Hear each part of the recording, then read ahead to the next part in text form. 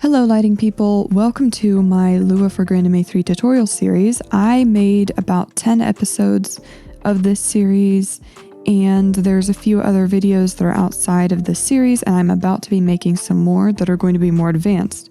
But this series of 10 episodes kind of takes you from the very most beginning part to some pretty advanced stuff, and I just wanted to assemble it as one video and basically remove the outros just to make it smoother. And if you are looking for a way to quickly just go over everything you need to know about Lua for GrandMA 3, then please watch this video. It is absolutely for you. However, I do know that it's not possible to answer all of your questions in one go without knowing what they are in advance. So if you have questions, we have a Discord server you can join. There's a link in the description and at the top of my channel page, and you can ask your questions of the Discord server. And I mean, I answer questions, but there are people in there who know more about Lua than I do, and they are there to answer your questions as well. And so we would love to help you if you're struggling. So I hope you enjoy these videos and they help you, and I will see you later in the more advanced ones. Before diving into Lua coding, I want to show the plugin interface in GrandMA 3 and introduce some other applications and workflows. Also, just to get this out of the way, Lua is a word, not an acronym. Don't write it in all caps. It's Portuguese for moon, so it's not an acronym. Before I start going into what I do, I'm going to share the resources that I use to learn so that if I miss something or you want to go deeper into something I didn't go into or get ahead of me, you can go do your own research as well. I used mainly lua.org, which has the online version of a book called Programming in Lua. There are newer editions that you can buy, but they're pretty expensive, and the online version covers most things. This is only Lua. It does not have anything to do with MA3, but it is useful for learning how Lua works outside of MA3. The other resource I used is the MA3 user manual. It has a section on plugins. It was not very extensive when I first started doing this, but in recent versions, it added more information. So you can read about plugins, about how the plugin editor works, and then you can actually see how some different functions work. I will be getting into what these actually are later, but if you want to refer to any specific one, I do that very frequently, and it's a great resource. It does not, however, go into how Lua works, only how the specific function works. So if you don't understand Lua, it's going to be a little bit confusing, which is why I use both. I wish I could recommend other YouTube channels or something, but none of the ones I found actually were any good. There were none that had to do with Lua for MA3 specifically. And when it comes to Lua for the world in general, honestly, I didn't find any that I liked. But you're welcome to look, and maybe there's something new or something that works for you. I'm going to go into MA3 now and show you the plugin editor. And this is my view that I use for working with plugins in MA3. I have the command line history on half of the screen, the system monitor on the other half, and then the plugins down here. Basically, both of these are going to provide information that you need to see, and obviously you have to be able to get to your plugins. So to create a plugin, like anything else, just right click or edit, and then you get these lines. And kind of like macros, you can insert a new component, and then to edit this, you can't just click on it or right click on it. That will only edit the individual column. You have to hit this button down here which says edit, and that opens up the editor. And there's some template codes in here and some different descriptions, like short descriptions of different API functions, but I don't refer to that very often. If it helps you, that's great. And then whenever you're closing out of this, just make sure to hit save if you've made any changes you want to keep, although if you hit the X, I think it will prompt you. Do you want to save these changes or discard them? This editor looks pretty similar to other things in MA3, especially the macro editor, but I'm going to go into a few things that are different. So the first thing that's going to be different from macros is you can have multiple Lua components, but it's not going to run all of them. So each component is just code. You put code in here and save that, and whenever you call the plugin, it's going to run that code. But if you have multiple Lua components, only the first one is ever going to get run. The second one will never be run. The third one will never be run unless you specifically call plugin 1.2. Then it specifically calls the second component. So you can kind of hide code to only use it if you want to call it specifically. It can be useful, but just remember only the first component is actually going to do anything under normal circumstances. The other things that are different are the file name and file path, file size, source, all these things. You can actually point the plugin editor to a specific file within this file path in your show file, and it will take that code and import it into the plugin. And you have the file name and file path for that. When you do that, the file will not change in MA3 unless you run a keyword to reload it. And that only works if you have this set to installed. If you do not have this set to installed, then even changes you make will not translate in MA3. That is one workflow that you can use if you are using a PC. I don't actually do that. It's easier for my brain to just have the plugin stored in a separate location outside of the show file, edit them separately, save those files separately, and then copy and paste my code into MA3. But there are multiple ways you can do that. Another thing I will get into is just syntax error. This will turn to yes, and everything will turn red if your code has a error in it, like a syntax error that it can recognize, that it'll tell you this code won't work and it won't let you run it. Also, the file size right here is non-editable. It will just show you in bytes what size the file is whenever you have it, whether it's linked to a file in the system or you just have code in here. If I put code in here, once it gets large enough for it to tell that there's some size to it, it will show you the size in bytes here. So now that I've been over that, I'm going to go into Visual Studio Code. This is the application I use for editing code, and it's really useful. You'll learn how to use it easily. It's very intuitive. But in here, I actually have a folder for Lua for GrandMA 3. And then this is a file you will see on my GitHub page if you go there, which again, I'll get into that in a minute. But whenever you need to create a new file, you can hit this button, which says new file, and type in a name. Whatever name you type, make sure you end it with .lua, because that tells it what language it is.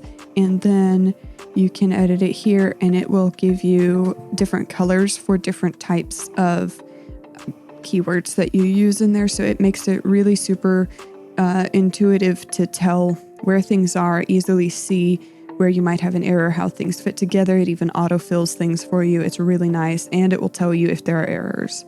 So I use Visual Studio Code together with Git and GitHub, which integrate easily with Visual Studio Code. And I'm not going to really get into that, but basically Git will let you save different versions of your whole file structure. And so anytime you want to save a change, you save it. It's called committing. You write a message to show what changes you made, and you can compare old and new versions. You can revert back to old versions anytime you need to. So if you mess something up, you can go back in time and see what an older version was and see, okay, so this must be what broke it because this is what I changed. GitHub is part of Git, or it's connected to Git, and GitHub is actually a website, but it connects to your desktop. So I have a GitHub page for my YouTube channel right here, and this is that README file that I saw in VS Code. It has some information about my YouTube channel, a link to my YouTube channel, and what I'm going to do is all of my files that I make to go along with these videos will be available on GitHub for you guys to see and play with and test out and just change however you want and see what you can do with them, to use kind of as a starting point to refer back to what I've talked about. So when I save code, it's going to be saved in GitHub as well. And that allows also multiple users to edit things. You can edit things from different devices. I do use that capability quite a bit. It's really nice, but it's not necessary to get started.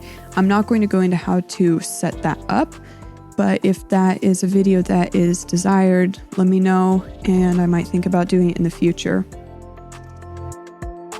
Hello lighting people, welcome back to my Lua for Grandinmay 3 tutorial series. In this episode, we're going to be talking about Lua functions because functions are the backbone of code.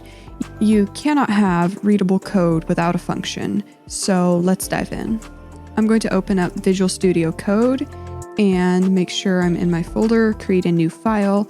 This file is going to be called Episode 1, Functions and Data Types, because that's what we're talking about today. And always put .lua at the end of your file name. I'm going to start by making a main function. So the way you make a function is type function and give it a name. I'm just going to call it main, and then you put parentheses. VS Code automatically completes your parentheses so you can type inside of them, but just type another one at the end to end it. And then I'm going to hit enter twice and type end. That's how you end the function. And then return main.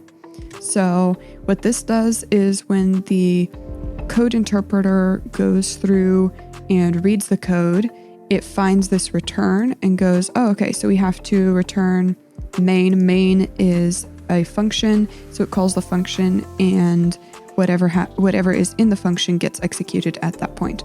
Now, as I said, this code gets read whenever it is returned. There is another way that you can call a function, and that is by, well, calling it rather than returning it.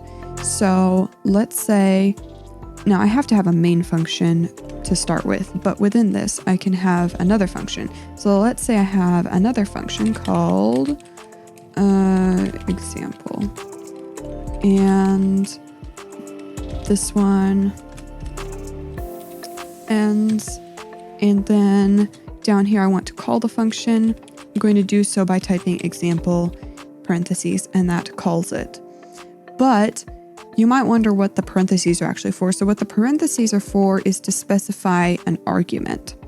Whenever you create a function, you can put arguments in the parentheses that then are used in executing whatever is inside the function. That will make more sense later, but for now, with these kinds of functions, you can just put empty parentheses, and you don't really need to be making functions at the moment anyway, so we'll get into that at the right time. Until then, I'm going to talk about data types. You have to understand variables and data types in order to get started in Lua. So a variable is a container that holds data. When you declare a variable, you can determine what data it holds. This will stay the same until you override it. A variable's name can be anything, but cannot contain special characters, and cannot start with a number, but can contain a number.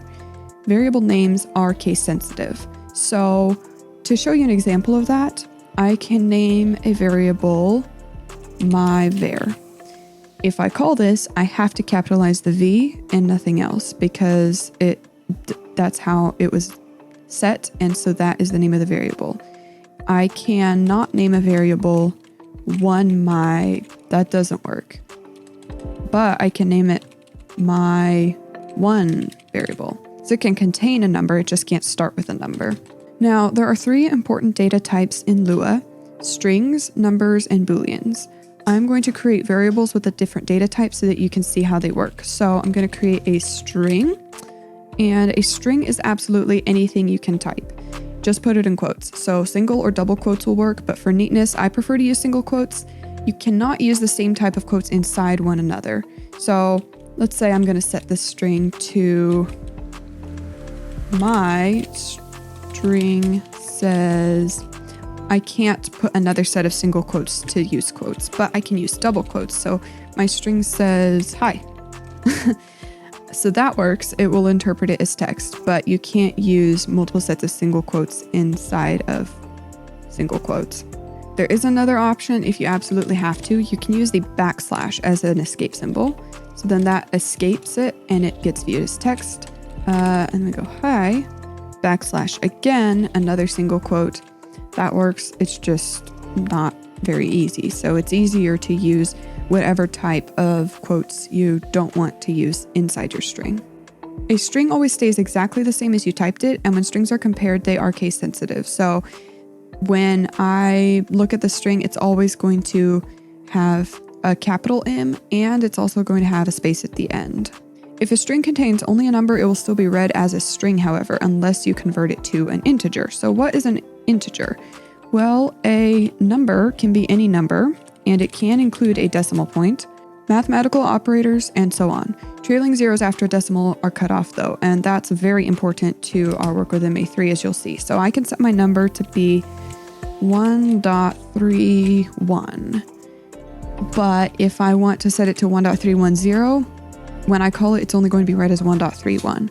That is critical to understand when working in MA3 because we have executor numbers that are labeled 301 through 315, actually, and beyond that, but the main ones that we use are 301 through 315. And so if I try to do 310 and I try to plug that into my console is going to go page 1.31. What? I don't know what that is, and it's just going to throw an error. So in that case, you would have to use a string because if you put, and I'm going to create another one, string 2, if you put it in quotes, it's not going to cut off that 0. It's going to look like this. So the other type of value is a Boolean. A Boolean is either true or false. So my Boolean can be true or it can be false. When you compare two things to another, the returned answer that you get will be a Boolean, but you can also set a variable to a Boolean if you need to, and you'll understand more about that later when we start using it. The one other thing I do need to talk about is nil. So nil is nothing. My variable equals nil. Nil is absolutely nothing. If you try to compare something to nil, you'll always get an error. It will just be like, I can't concatenate a nil value or whatever. Instead, if you have a variable that could be nil, you'll have to first say, if the value is valid, then do this. So now that you understand data types, we're going to go back to functions. With this main function that I have, I'm going to call an MA3 function, printf, which requires a string as an argument. So printf is the name of the function, and then I get to put a string in these parentheses, and whatever string I put in here will be used to execute the printf function. In this particular case, the printf function takes my string and prints it in the system monitor and the command line history. So I'm going to type hello world, and I'm going to take this and copy it and paste it into this plugin right here. Save, and when I run it, it says hello world in both of these places. Now, I can also put a variable in place of this string as long as I first declare the variable with a string. So I can turn this string into hello world, and then instead of this string here, I can put string, the variable, no quotes, and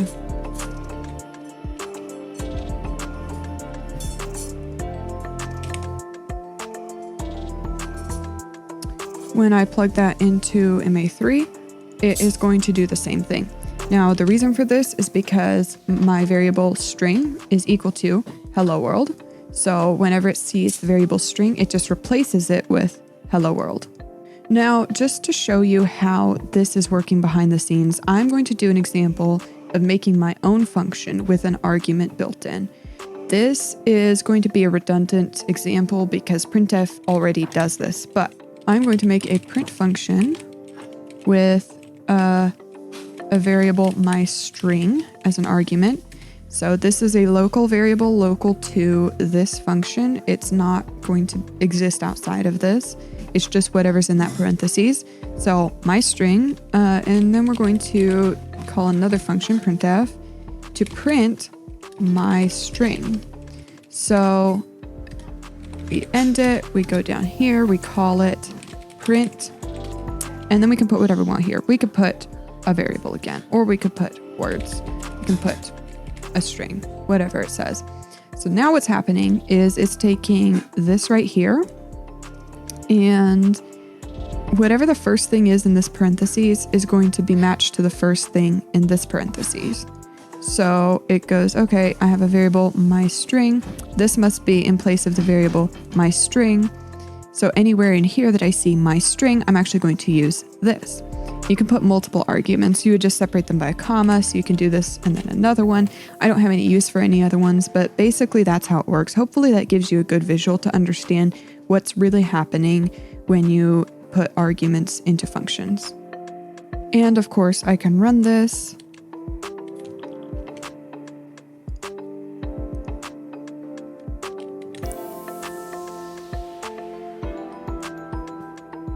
And it's going to, what? And it printed hello world, but it gave me an error. I wonder why that might be. Well, at least I get to troubleshoot so you can see what that looks like. So it says Lua API syntax error at 11. That means line 11. It says printf string returns nothing. Okay. Let's see what's at line 11. It says printf, So I used incorrect capitalization here, and it doesn't match the one up there. So now I have done that. That should work now. Control A, Control C. Try that again.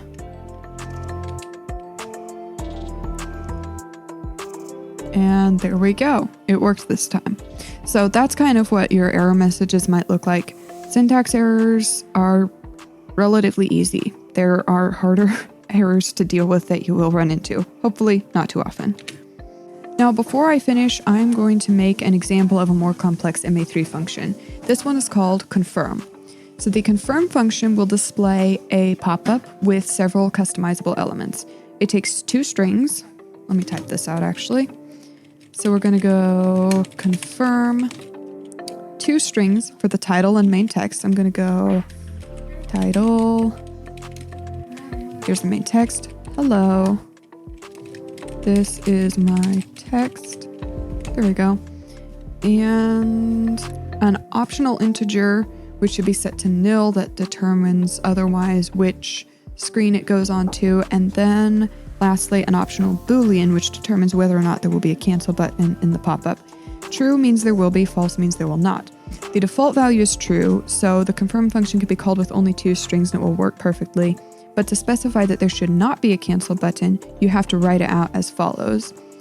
So put a nil and then a false. That will prevent there from being a cancel button. I'm going to run this and show it to you.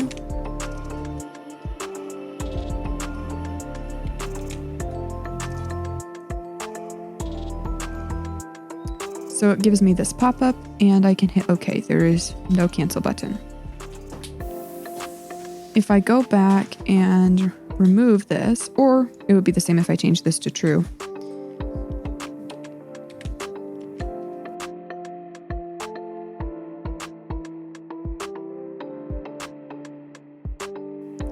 Then what happens is it has an OK and a cancel button. Hello lighting people, welcome back to my Lua for Grandma 3 tutorial series. In this episode, we're going to talk about if statements and value comparison, and I'm also going to tell you about local variables while we're at it. Let's jump in. I'm going to start by making a new file here in Visual Studio Code.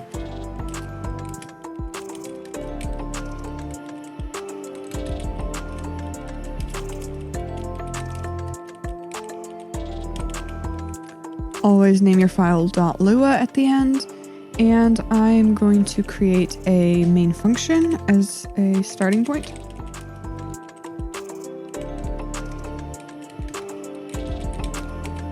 I usually start by making this sort of a code, just function and return, just to start off with, and then I click back into it to continue making whatever I'm making.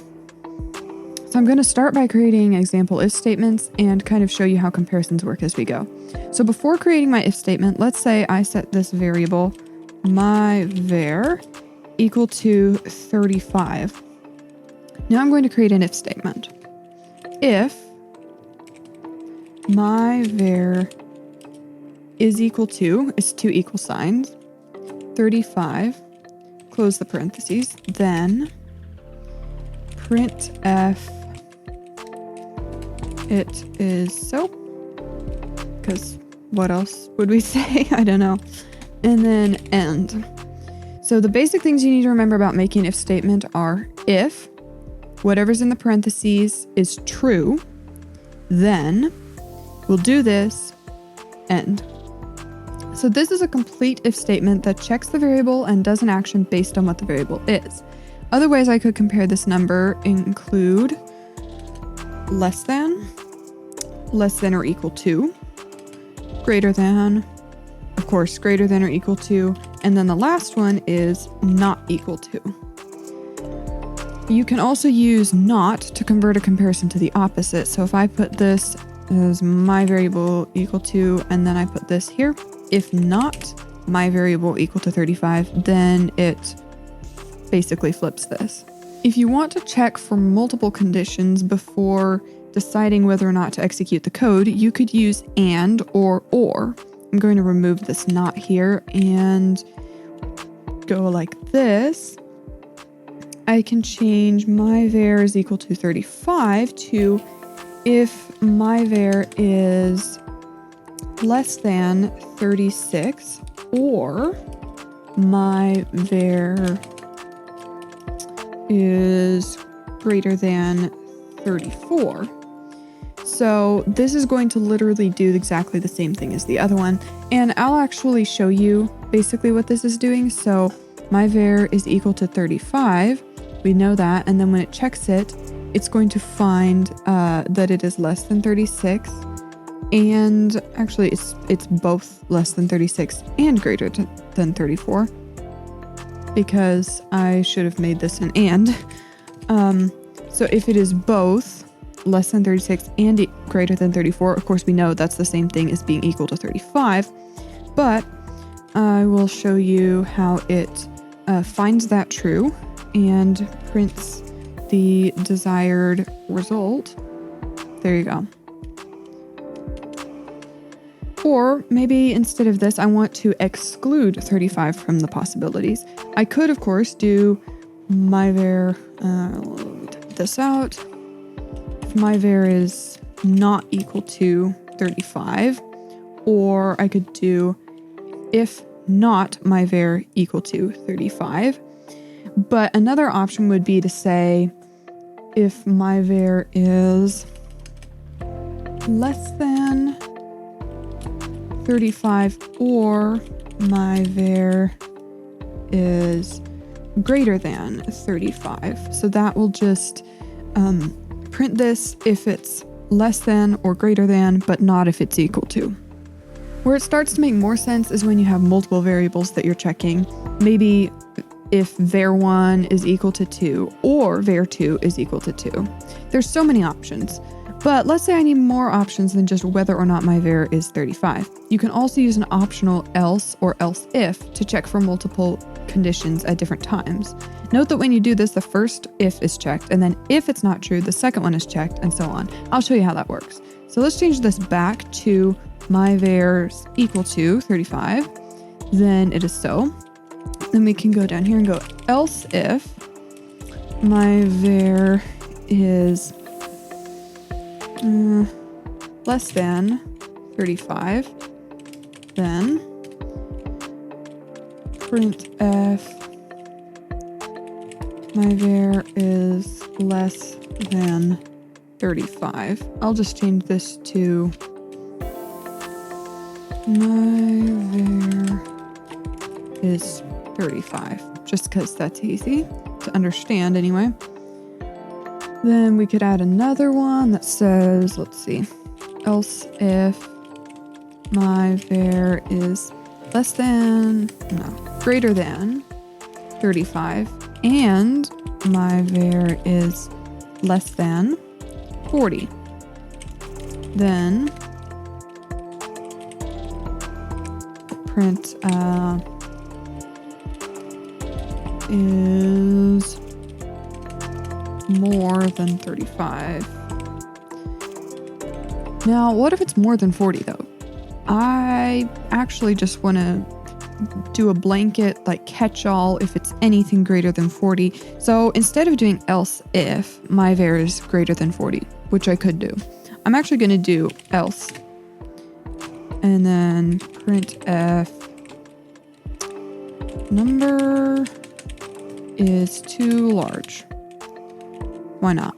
So in this case, what it's going to do is it's going to check, is it equal to 35? And if it finds that the answer is yes, then it executes this, and the rest of this just gets ignored. None of it happens. If it finds that my var is not equal to 35, let's say this is 34 instead, my variable is not equal to 35, then it goes, okay, well then, is it, or else, is it less than 35? Oh yes, it's less than 35, so it does this, and the rest gets skipped. Otherwise, if we change this to 36, then it goes, is this? Nope. Well then, is this accurate? Nope. Well then, is this accurate? Oh yes, 36 is greater than 35 and less than 40. So it does this and this part gets skipped. But let's say we change this to 40. Then it goes through all of these and it gets here and it goes, well, none of these are valid. So we get here. This is the only option left. If none of these are valid, then we do this, and then the statement's over. So while else can be very useful, it can allow for errors in some contexts. Let's say my var wasn't set prior to running this. We'll just take this out entirely. It doesn't exist. We just run this. In this case, else lets it slip by and print numbers too large, when in fact the number doesn't exist at all. So sometimes you need to specify every possibility you want to see used. Alright, so this all applies to comparing numbers, but what about the other data types? Can you compare strings and booleans? Of course you can. Strings are always compared alphabetically if you compare them using less than or greater than symbols, and boolean and nil values can only be equal to or not equal to. The only things to be aware of with strings, however, is that they are case sensitive, so capital A is not going to ever be equal to lowercase a. For some reason, lowercase letters are considered greater than uppercase letters, so that may be relevant. Now, if you're quicker than me, you may have already figured out how if statements can be useful to you in MA. But just to make sure we're all on the same page, I'm going to go ahead and show you how I most frequently use them. I'm going to make a confirmation pop-up like the one I showed you in the last video, but this time I'm actually going to do things based on which button the user hits when they get the pop-up. Now, one way to do this is to put the confirm function in the if statement, and I'm going to start with this because it's a great visual. Remember that the if statements look for truth. You can specify is equal to true, but it's not necessary with a variable that will be a boolean. So in this case, I go if confirm hey, confirm me, because I can, right? I can specify is equal to true, but that's not necessary because this will already be true by itself, because this is already returning a boolean. So the contents of the yellow parentheses will be whatever is returned from this confirmation pop-up, which will be either true or false, depending. So I'm gonna finish this if statement, then let's do printf user confirmed the pop-up, because we want information, right? All right. Else we'll do printf user canceled the pop-up. And of course, you can put whatever you want in here because it's just information for you. As long as you know what it means, then that's great. But it's nice to have readable stuff. So I'm going to select all of this and go over to MA3 to run it. So I run it, it says, hey, confirm me. If I hit OK, then it says user confirmed the pop-up. If I hit cancel, then it says user canceled the pop-up. So now we have information. That's very useful. But there's one problem with this. So let's go back over here and I'll show you. If I just need to know user canceled or no, then this works because they either did or they didn't. But let's just say I want to specify the false answer. If I try to type else if and put this whole confirm function in again, it's actually going to run the confirm function a second time. So if the user cancels this one, so this isn't true, then it will run it again to get an answer for this. And that's not good because then you have like multiple pop-ups for when you only needed one. So there is in fact a solution to this. Instead of putting the function inside of the if statement, I'm going to remove this and set a variable to the answer. So the way this works is answer, that's my variable, remember, equals, paste that in there. So then the code gets to here, it runs this and sets the result to this variable. And then we'll put this here, if answer, then else if answer equals false, then. And the reason why this works is because obviously this will either be true or false. So if it's true, then this is true, this executes. If the statement that answer is equal to false is true, then that makes this true. Does that make sense? So we'll copy this and you'll see the same result as before. It's going to look exactly the same when you run it, but what's happening behind the scenes is different. So confirm it, user confirmed. Cancel, user canceled. Now, just as a little nugget of a thing that needs to be explained and is kind of related, I'm going to explain what a local variable is. When you set a variable the way I've been doing, like this, answer equals whatever, that variable is a global variable, meaning it now exists in the system until the system is reset through a reboot or the variable is changed, and it can be accessed using Lua absolutely anywhere. I could go create another plugin here and call that variable, and it's going to be able to access it. Now that's fine if that's what I want, but sometimes you actually don't want to find that variable name somewhere else. In fact, sometimes you might even want to use the same variable name in a different plugin to reference a different thing. So to make sure that this cannot be accessed outside of this plugin, I can type the word local in front of it, and that sets the variable as a local variable, which means that it cannot be accessed outside of the containing function or statement. So if I set this in my main function, which is where it is currently, then anywhere inside of this main function after it, it can be accessed. It can be accessed here, it can be accessed in here, it can be accessed in here. If I set a local variable in here, it can only be accessed within the same if statement. It cannot be accessed in the whole main function. So basically, whatever function or statement you set it in, it's local to that, but everything else that's also contained in that can also access it. If you try to call such a variable outside of the function where it is allowed to be accessed, you'll get a nil because it doesn't exist. Hello lighting people, welcome back to my Lua for GrandMA 3 tutorial series. While I do need to continue explaining how Lua works, I decided for today to take a break from that and show you an important, simple MA3 function and just explain some things about the MA3 system and how it uses code. I may or may not use this information a ton in examples in the next few videos, but I do know that having this knowledge will help you start putting things together to build your own plugins as soon as I give you the concepts in the next few videos. So what are we actually talking about today? We're actually talking about how to do major normal functions of MA3 using Lua.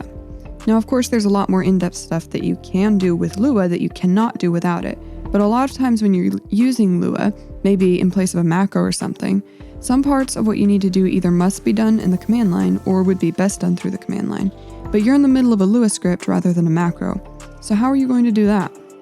Well, don't worry, because MA3 has several built-in Lua functions that can be used to interact with the regular command line. I'm going to introduce two of these and then show you the difference. Now, I'm going to write out the names of both of these basic functions that I mentioned. One of them is called CMD. Whoops. And the other one is CMD indirect. So both of these are going to take one argument, the string you want to put in the command. For example, I'll just do one now. Label sequence 1 test. If you're familiar with how the regular command line interaction works and writing commands, then basically it just needs to be a valid command for MA3. I'm actually going to name this one test2 and put the same thing in here without the 2.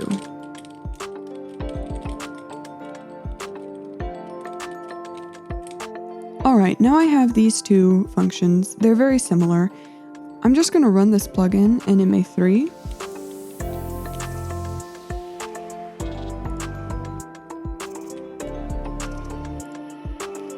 And as you can see, it executed both commands just as it would if you used the regular command without any Lua involved. Now, at first glance, you would think that both of these functions are doing the exact same thing.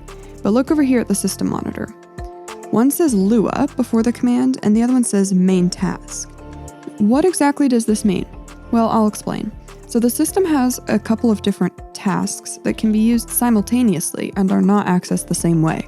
The main task is for all of your normal user interaction and the normal command line and macros and all that. The Lua task is for, well, running Lua functions, but the system task designated for Lua can totally interact with the regular command line as well. It's just only capable of doing tasks given through Lua. Now, you might be wondering why it matters whether you're running a command in the main task or in the Lua task, and actually it took me a while to really understand this. But it's simple, so I'm just going to tell you. If you run a command in the Lua task and it fails, let's say because of a syntax error or an addressed object not existing, the command will actually cause the Lua script to halt and not be able to proceed. You'll get an error and the entire remainder of your code will simply not be executed. So, if you run the command in the main task, everything will be great, right? The command is sent to the main task, your Lua script keeps running, errors won't hurt you. So actually there's a problem with using the main task as well, and that is that Lua runs a lot faster than regular console operation.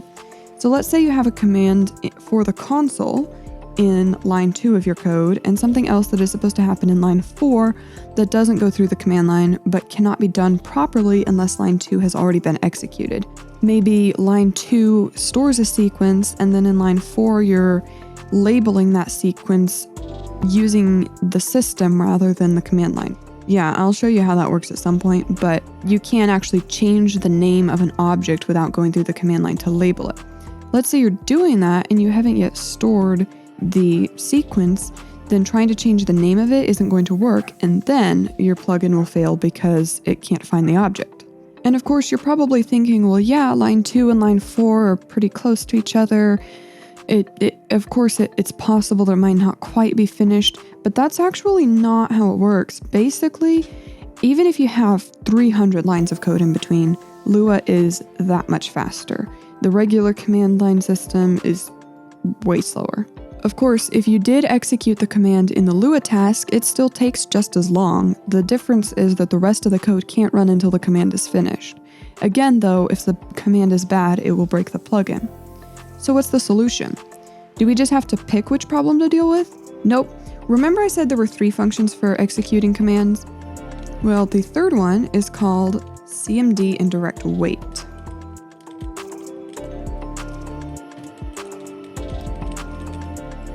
And this one is actually kind of like a combination of the two. It executes in the main task, but Lua just waits for it to finish before moving on. So it's executed separately, meaning even if the command is bad, it will not break the rest of the plugin. But if it is not finished with running, then the rest of the code will not go through until it's done. The only downside to this would be if you're running a bunch of commands and none of your code actually relies on them being completed to continue, because it will significantly slow down your code while you're just waiting for the commands to finish. In that case, I would definitely use CMD indirect. I personally haven't found a great use case for CMD, but it's there if you need it. Now before I end the video, I just want to show you one of my favorite real-life simple use cases for the command functions.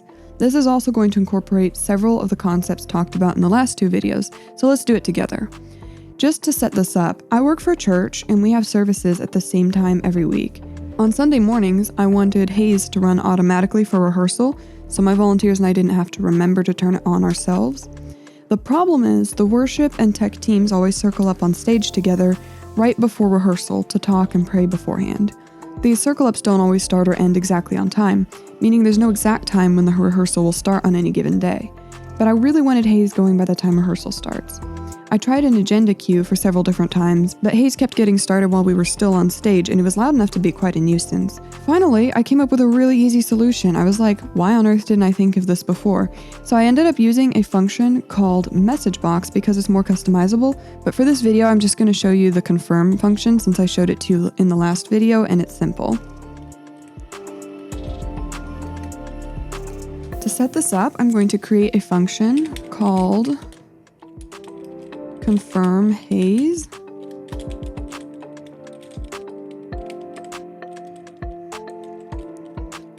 I'm going to set a local variable called user_OK equal to the result of the confirm function.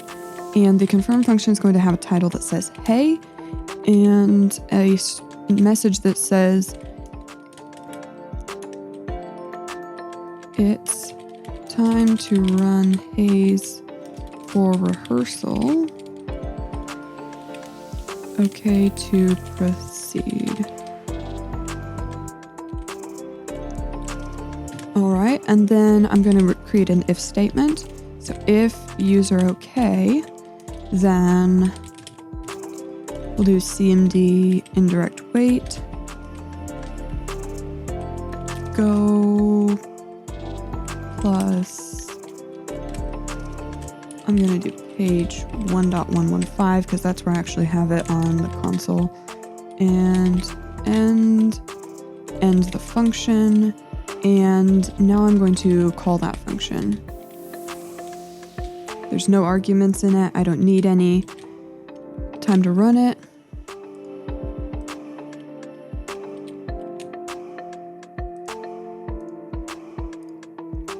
Hey, it's time to run Haze for rehearsal, okay to proceed. Now if I hit cancel, nothing happens. If I hit okay, then in this case it actually doesn't run because I don't have an object on page 1.115. Now if you were thinking that it doesn't actually matter if I use cmd indirect or cmd indirect wait or cmd, you would actually be right, because although I use cmd indirect wait from habit, it actually doesn't matter. If I were to use cmd, in this case, as you could see, it gave me an illegal object because the object didn't exist. That qualifies as a bad command, and it would stop the rest of the code from running. However, in this case, there's no more code following it, so it literally would not matter. Since there's only one command, it does not noticeably slow it down to use cmd indirect wait, and there's nothing else happening that I'm waiting for anyway. Obviously, with a longer script, it is going to matter and there will be reasons to choose different ones, but in this case, it did not matter at all. So the way this actually works in our context is that I have an agenda queue. Instead of triggering Haze, trigger this plugin. And then when the plugin runs, if the user is on stage already and not present at the console, then they won't be there to hit confirm. So it just sits on the screen with the confirm box up there and waits, and it does not continue until someone presses OK or cancel. And so whenever the person gets back to the console after the circle up, they can hit OK and then the Haze runs. So we don't have to remember, and it's super easy, never have to think about it again. Hello lighting people, welcome back to my Lua for Grandime 3 tutorial series. Time to make a trip to the hardware store because we're going to be building tables today. Wait. Whoops, wrong kind of table. These ones are not made with a hammer and nails, and you can't do crafts or set your lighting console on them either. Instead, we're going to be talking about a Lua tool called a table that is one of the most powerful tools in Lua, and it can be used to sort, organize, label, and retrieve data really easily. If you've used other programming languages, you may think of them similarly to arrays, but the concept is more similar to the arrays of Java and Scheme than C or Pascal, apparently. To be honest, I don't know any of those languages, but that's what the book Programming in Lua says, so I'll take their word for it. Now, for our use of tables in Lua, there's not actually a lot that you can do in Lua without tables, so I used them for a long time without actually understanding how they worked, and that resulted in me often programming things in the hardest way possible. Obviously, that's not very ideal, so I'm going to help you skip that part of the journey and start off strong with a clear understanding of tables before we start using them. Let's get to it. So, what exactly is a table? First off, it's neither a variable nor is it a value. Programming in Lua defines it as an object, so you can think of it as an object just like your physical table. Or the way I like to think of it is as a container that holds data. That's technically what a variable is, but the difference is that a table can hold compartmentalized data, labeled, separated, and neatly stored. A table contains keys and values in pairs. So for every key, there is a value. A key is like the identifier for the value or the name that refers to the value. A table is actually anonymous by default.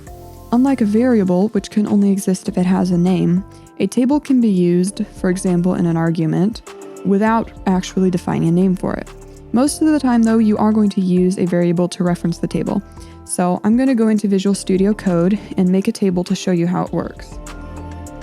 I'm going to make a table. I'm going to call it my table, and my table is going to be looking like this. That is a table. That's it. Of course, this is an empty table.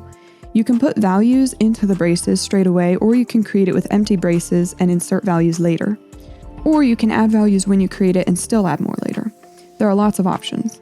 Like I said, you arrange the table in keys and values. So every value has to have a key. A key can be either a string or a number, and if you use a variable, it will interpret it as the string or number it references. There are several ways you can add data to a table. One is when you create it. So I'll add a key value pair to the table I just created right where I created it. So I have my table is equal to, I'm going to put A equals 1. Now my table contains a value called A, that is, the key is A, and the value is 1. This A looks like a variable, but believe it or not, it's actually read as a string, and there's no way to use a variable or a number as a key when you add values to a table this way. Now, I've made this table. Let's say a little later down the road, I want to add another piece of data to my table with the key B. I can do it like this. I'm going to use square brackets and put in quotes B equals 2. When you add data this way, however, the string B that is being used as a key has to be written in quotes. Otherwise, it's read as a variable, and currently the variable B doesn't exist, so it would just be nil. You can't set a table key to nil. Now, if I were to try to add data using braces like I did before, it would overwrite rather than add to my table. But just like when I used the braces to originally make the table, this method right here sets the value in table my table at key B equal to 2. This method works no matter whether the key is a string, a number, or variable referencing one or the other. There is another method that again only works if the key is a string, and that looks like this. myTable.c is equal to 3. So in this case, C is the same as if I put a C right here. It's the same thing, it's a string. It's not the same as my table C in brackets. That would be using C as a variable again. Now, one thing about table keys or indices that is important to understand is that you don't have to define them like I have so far. If you want to know for sure what the key is, it's useful to do so. It's called giving the key a name or creating named table values. But you can also simply insert a value or several at a time separated by commas, and it will automatically number them starting with 1 and going up. For example, I'll create another table. This one's called my new table, and it's going to be equal to 1, 2, 3. So in this case, I have index 1 has the value 1, index 2 has the value 2, index 3 has the value 3. Maybe a better example would be 10, 20, 25, just to be different. Index 1 has the value 10, index 2 has the value 20, and index 3 has the value 25. There's also another way that you can add to tables that only works with numeric indices. So here's how that one works. Table.insert, and you're going to put an X, a Y, and a Z value in here, where X is the name of the table that you're inserting into, Y is the index where you want the value to be inserted, and Z is the value you wish to insert. Y is actually optional, so if you leave it blank, Z will be inserted into the next unused index in the table. And you cannot specify Y as an index that doesn't yet exist unless it is 1. Also, if you insert a value at index Y, it will remove the old Y and those following up by 1 index each. So in other words, to actually use this in a way that makes sense, I'm going to go table.insert my new table value 2, index 2, and I'm going to put the value as a value, just a string here. Obviously that value can be anything. It can be a number or it can be a string. By the way, even with this one, like these can be strings, they can be variables, they can be whatever you want them to be. They can even be other tables. So basically in this case, this inserts a value at index 2. So then whenever you try to read this table, 10 is going to be at index 1. The string a value is going to be at index 2. 20 is going to be at index 3, and 25 is going to be at index 4. Okay, this is all great for creating tables, but how do we retrieve the information we've so carefully stored away in the table? The good news is it's exactly the same syntax used to store it. So just use table.index or table in brackets index like this, anywhere you wish to use that value. Do not try to print the table as a whole, because a table is an object, not a value. And while values can be printed, objects can't, since obviously we don't have 3D printers in our command line or anything. I understand there are so many different syntaxes, and the rules for setting and calling table values and remembering strings versus variables versus numbers and which ones can be written in which way can be very confusing. So I've actually made a table info example file you can find on GitHub, and I'll link that as well, to refer to at any time. Hopefully that will help. By the way, these double dashes here let you put comments in the code. So anything beyond the double dashes is commented out, and the program does not read it when it's going through the code. It's just for you to read to see information, and you can use these at any time in any Lua program. I use comments pretty heavily, and really most people do, because it's not necessarily easy to remember what everything means when you write a big program, and having comments to remind yourself, oh, I did this for this reason, or this is what this function does, is super helpful. Okay, I'm going to show you one brief example of storing and retrieving table values, just so you can see how it works. I'm going to create a table called my sequence, and I'm going to give it a value called name and make that a string test. And then I'm going to give it a value called ID and set that equal to 1. And now I'm going to create a command, cmd indirect wait, like I showed you in the last video. And this one's going to say store sequence my sequence dot ID. I'll tell you in a minute what these dots mean. Slash no confirm, semicolon,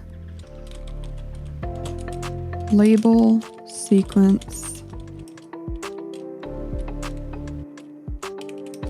my sequence dot ID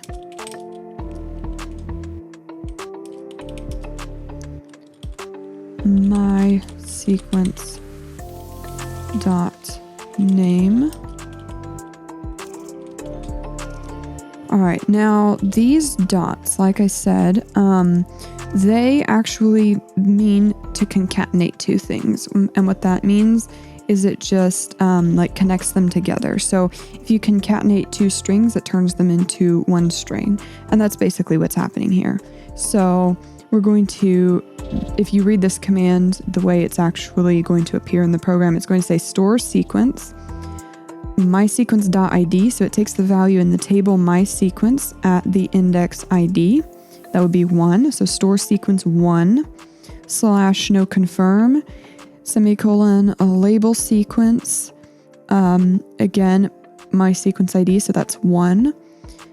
And then we put another single quote space double quote so that MA3 can read it properly. And then concatenate the name mySequence.name, which would be test, and then another double quote here so that MA3 can read it as a string as well. Obviously that doesn't matter in this case because it's only one word. If it was multiple words or it had a space, MA3 would need those quotes to be able to read it properly.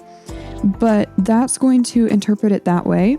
And so that's the way this works. The only thing I will say about concatenation is anytime you're trying to concatenate a nil variable that is, well, anything that's equal to nil, you're going to get an error and your whole plugin will just stop working. So make sure you're never trying to concatenate a variable that you don't know has a value.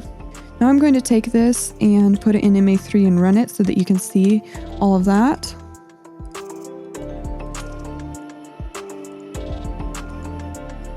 And as you can see, store sequence 1, and we labeled sequence 1 test. So that worked properly. We had no issues with that. Hello lighting people, welcome back to my Lua for GrandMA 3 tutorial series. In this episode, we're going to talk about what has to be my single favorite thing about Lua, UI elements, and my absolute favorite MA3 function, message box, which quickly and easily makes a UI element. Now, in case you don't know or don't remember what UI means, it just stands for user interface. In other words, a UI element is anything the user can see and interact with, rather than something that just happens in the background in ones and zeros. UI elements allow you to take input from the user and use it to make different things happen based on their choice. This is the basis of all computer programs. Think of any game on your phone that gives you multiple choices. Do you want to take this path or that path? Based on your choice, different things happen. In order for that to work, you have to have a UI element that gives the user a choice. Then your program has to both record their choice and perform predefined actions for whichever choice they made. And we can do that in MA3 as well, using Lua. In fact, we've already done it to some extent, using the confirm function, but there's a lot more intricate stuff still to unlock, so let's talk about it. Now, at some point in the future, I will definitely make a video about building custom UI elements, but it's complex and requires a lot of code. So for now, we're going to focus on MA3's built-in message box function, which already gives a lot of options with relatively few lines of code. After all, you're just calling an existing function and throwing an argument in there to tell it how to execute. The thing that makes the message box function unique compared to those we've looked at so far is the fact that it actually takes a table as an argument. This table will contain lots of carefully defined data rather than just one or two variables. Good thing you understand how tables work, right? And if you don't understand them too well, don't worry, because it'll make more sense once we actually use them in this episode. Now, in a minute, I'm going to show you a fully built out message box with all the possible customization, but first I'm going to start with the bare minimum. You're not going to like it, but here goes. We're going to type out message box like this, and now I'm going to put table constrictors or braces in here and hit enter just for visibility. The only table element that is 100% required to prevent the function from causing an error, which is what would happen if you called it with empty parentheses, is the title. So that looks like this. Title equals, I'm just going to put title. I'm going to go run this.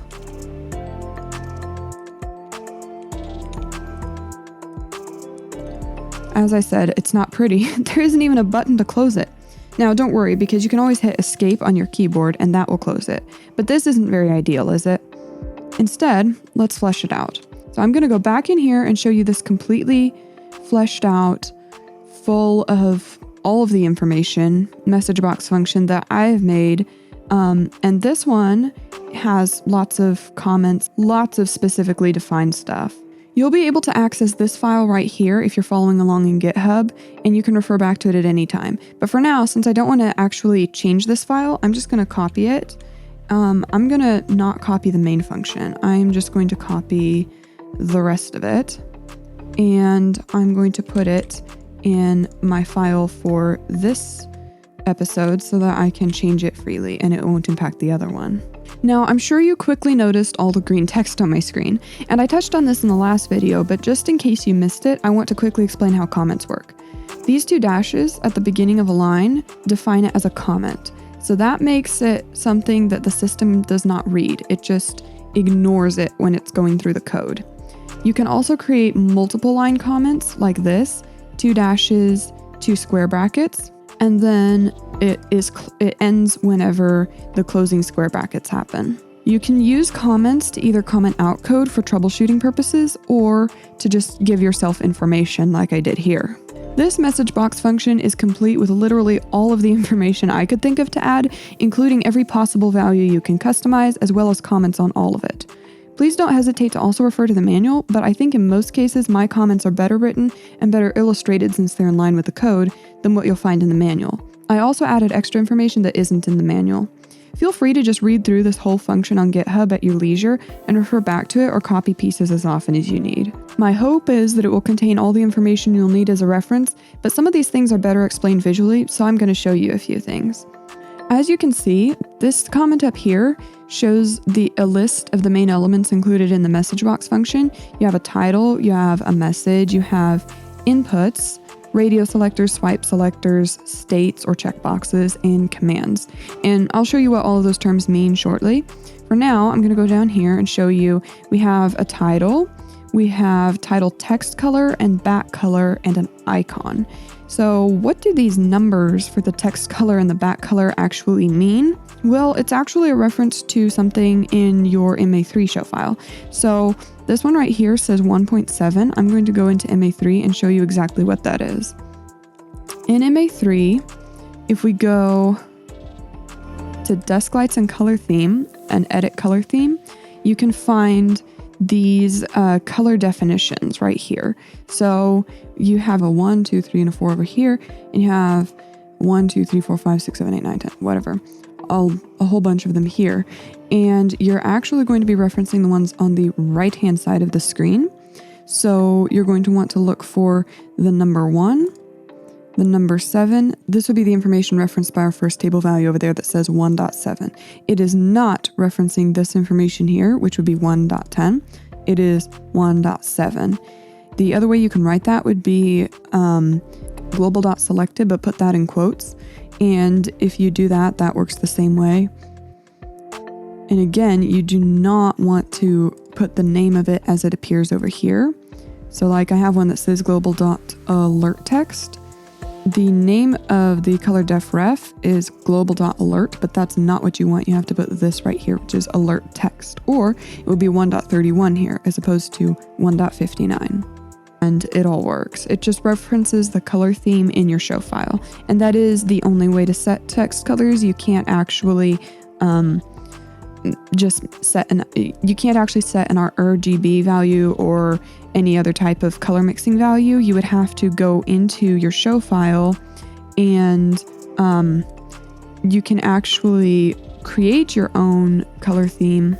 You can go down here to new color def and add a new one and make it whatever you want. And you can reference that totally, but that's what you would have to do in order to make a custom color. The next thing I'm going to mention is obviously we have this icon here, Object Smart. Okay, what is that? Well, we have a comment here which says an icon for the left side of the title bar, and that is, just to go back and show you, that's this right here. That's called Object Smart. So where does that come from? The options can be found by using list in the graphics root /texture collect /textures CMD line destination. What does that mean? Well, this one took me a bit to figure out, so I'll make sure you understand it. It is crazy, but you actually have to come in here and go CD or change destination, root, and what was it we said? Graphics root. Okay, so we have to type that. And now we're in here. It says admin at graphics root. Now we have to do that again to, what's the next one? Yeah, I'm not going to remember. You do have to do these one at a time, believe me or not. Texture collect. Okay. CD root texture collect. It's all one word. So my bad, you only use root the first time. So you're actually going to just type cd texture collect.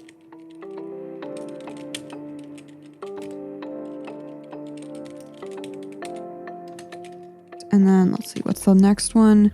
Textures. Okay, cd textures. And here we are now. This matches what it said, graphics root texture collect textures. Now, the options can be found using list, right? So now we just type the keyword list, and oh my goodness, what a list. Yeah, this is a really long list. I have not read through it, and I've not even gone through it to find different icons. This is a list of all the icons, and you can totally go through and try them all. I have actually only used icons that I've already found in example code in different places. I have not gone and searched out my own, but those are all options that you can use. Okay, back to this. The next section here shows the values that can define what can close the message box. So auto close on input is false. This determines whether the message box will close when you press please or enter, or if it will wait for you to close it. Timeout is 10,000 milliseconds. That would be 10 seconds. Timeout result cancel equals true. We'll talk about that in just a minute. Timeout result ID 36. All right, I'll also wait a minute on that.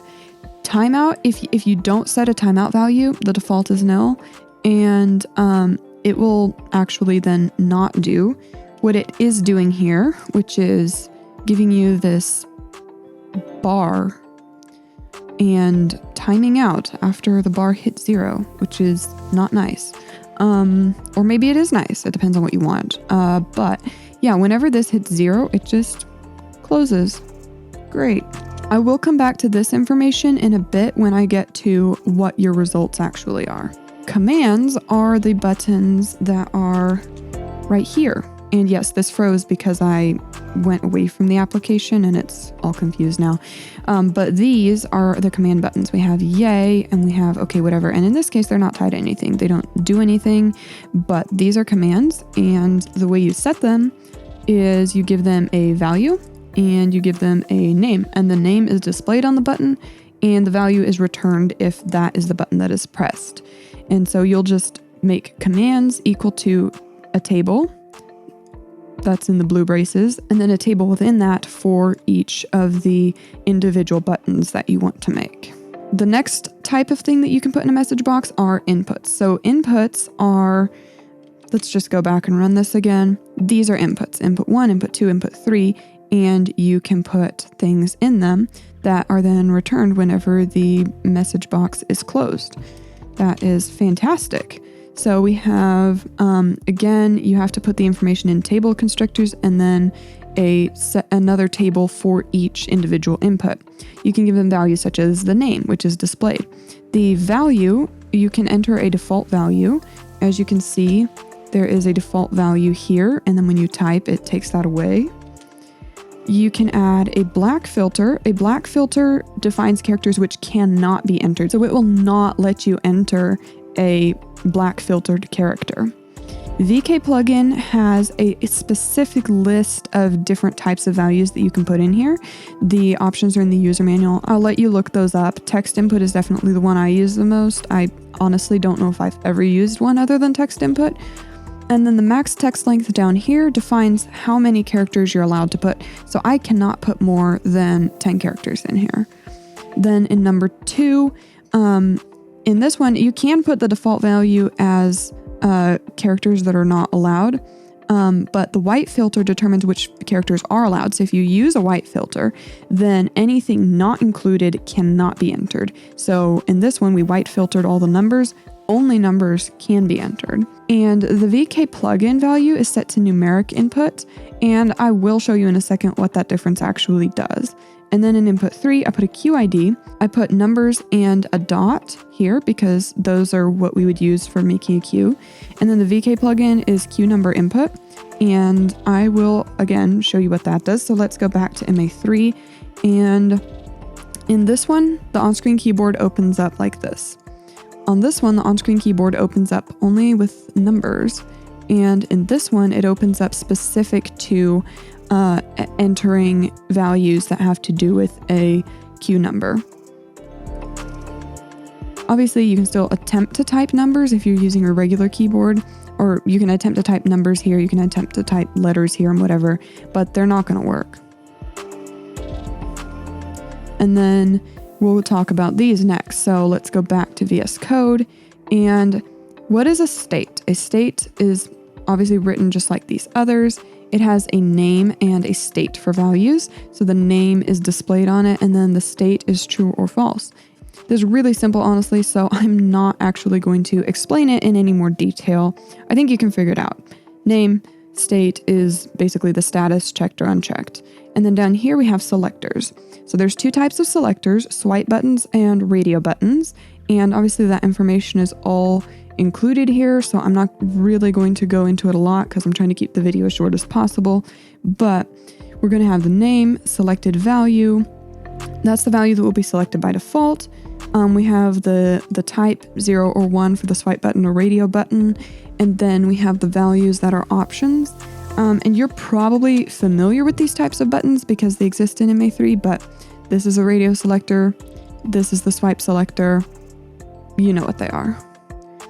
And we'll go back to MA3, and down here I'm going to talk about the values that are returned by the message box function. So as you can see, the whole message box function is a table, and you have to put, you have to separate table values by a comma. So we have table value, title, comma, next table value, title text color, comma. Whenever you have a table in a table, it's the same thing. That's just how you write a table. And you can just leave out as many of these things as you don't want to use. And I very, very, very rarely use all of them, actually. I've never used all of them except to make this example. But the results that you have here are going to be also organized in a table. So to access them, you have to know the table structure. So the success returns, it's a Boolean true if the table's closed by timeout or command button, unless timeout result cancel is set to true, in which case it is false. So in other words, this is where this comes in. So this is going to determine what kind of result you get for a timeout. And this is an optional value. You can set the timeout result to be any value you want. If you want it to be, I set it to a number because I like the number 36, but you can set it to be, oh no, the box closed on its own, or whatever you want it to be. It's just information for you if you need that information for something. I've actually never used a timeout except for this example, but if you need it, then you have that option. And then this result value right here returns the value of the command button that was pressed, or the timeout result ID if that was defined. So the result here, like I said, that's the value of the command button. So that's only going to refer to the command button, and it's only going to be the value, which is why you have to know what the value is. There's always going to be a number. You can be like, if my return table dot result is equal to 1, then do XYZ, And then the inputs returns a table. So like this table dot table, and then whatever value you have under that. And I will show you in another video how we can make a short function to actually retrieve those key value pairs, but it's not too difficult. And remember, the inputs are the values that you've input here. So the value will be the value this had when it closed, whether you replaced it or it's a default value. And by the way, you don't have to specify a default value, just so you know. And then for the states, those will be the state's names and Boolean values. So whether the state was checked or unchecked when you closed it. And the selectors are same thing, key value pairs with the selectors' names and Boolean values. So basically, if you understand tables, you can make really awesome use of the message box function. And it is so awesome, so simple to just throw into anything at any time. I love it. Hello, lighting people. Welcome back to my Lua for GrandMA 3 tutorial series. Today we're going to be jumping through all kinds of hoops. Hoops? Wait, loops. Oh, and there's no jumping involved, actually. We're just talking about loops. by continuing on the topic of tables, which I've been talking about for the last 2 videos, and specifically, I'm going to explain how the generic for loop works. Note that I specified generic for loop. The reason is because there are 2 types of for loops, numeric and generic. Generic for loops are the only ones that are specific to use with tables, so we're going to focus on these today. Basically, a generic for loop is a tool to go through the keys or indices of a table and give you information about each entry, and for some applications it's a lot faster than calling each index individually. Just to make this clear, indices and keys are basically 2 words for the same thing, and I'll be using them interchangeably. Let's go ahead and get started. The basic syntax for a generic for loop is going to be for var, optional var, I'm just using these as placeholders for now, in pairs, table, do, my actions, end. So that would be basically how a for loop is made. There are 2 built-in functions in Lua to be used with the generic for loop, and pairs is one of them. Basically, both of them do the same thing, but there's an important difference I'll explain shortly. To back up a little bit, let's review what we know about tables. I'm going to create a table here. One way you could create a table would be like this. My table equals, we'll put 10, 20, 30, 40, 50. This kind of table is also known as an array. I didn't specify the keys for these values, so they get automatically assigned keys 1, 2, 3, 4, and 5 in that order. If I add another value, let's say I go down here and do table dot insert my table 60, then the new value is added at key 6.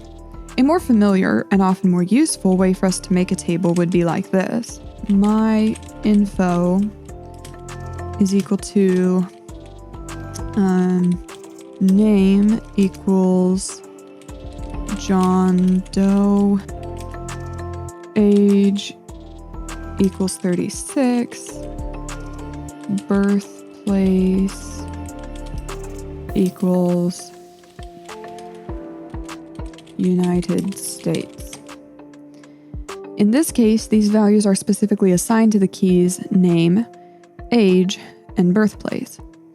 Now I'm going to plug the first of those 2 tables into a generic for loop and explain what it does. In this case, I'm going to use the iPairs function, and it's just written like that, iPairs. And for right here, I'm going to put the name of the table, which is my table. And then here, we're going to go, I'm actually going to change these from var optional var to key value. You'll also see people just do kv. And then right here, I'll do printf. This is my value.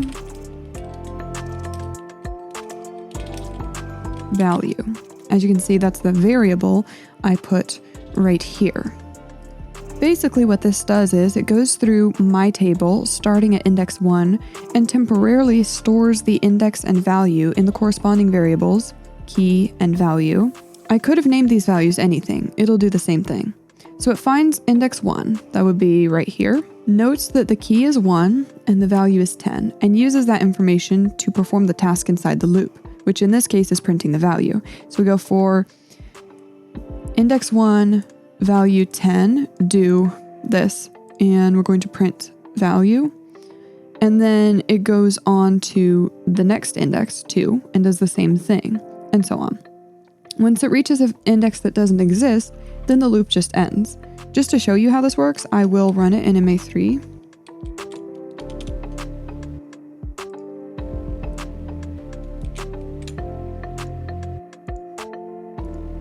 And as you can see, it printed key 1, key 2, key 3, key 4, key 5, those values.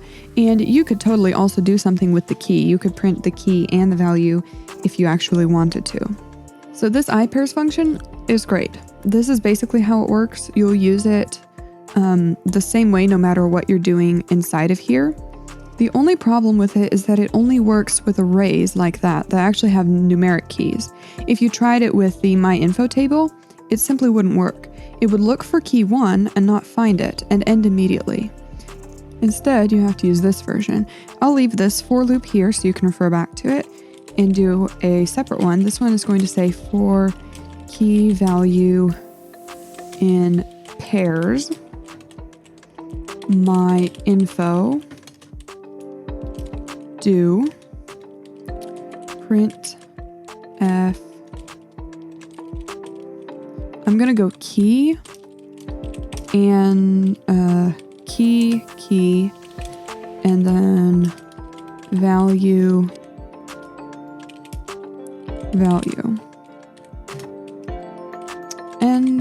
And let's go run this one.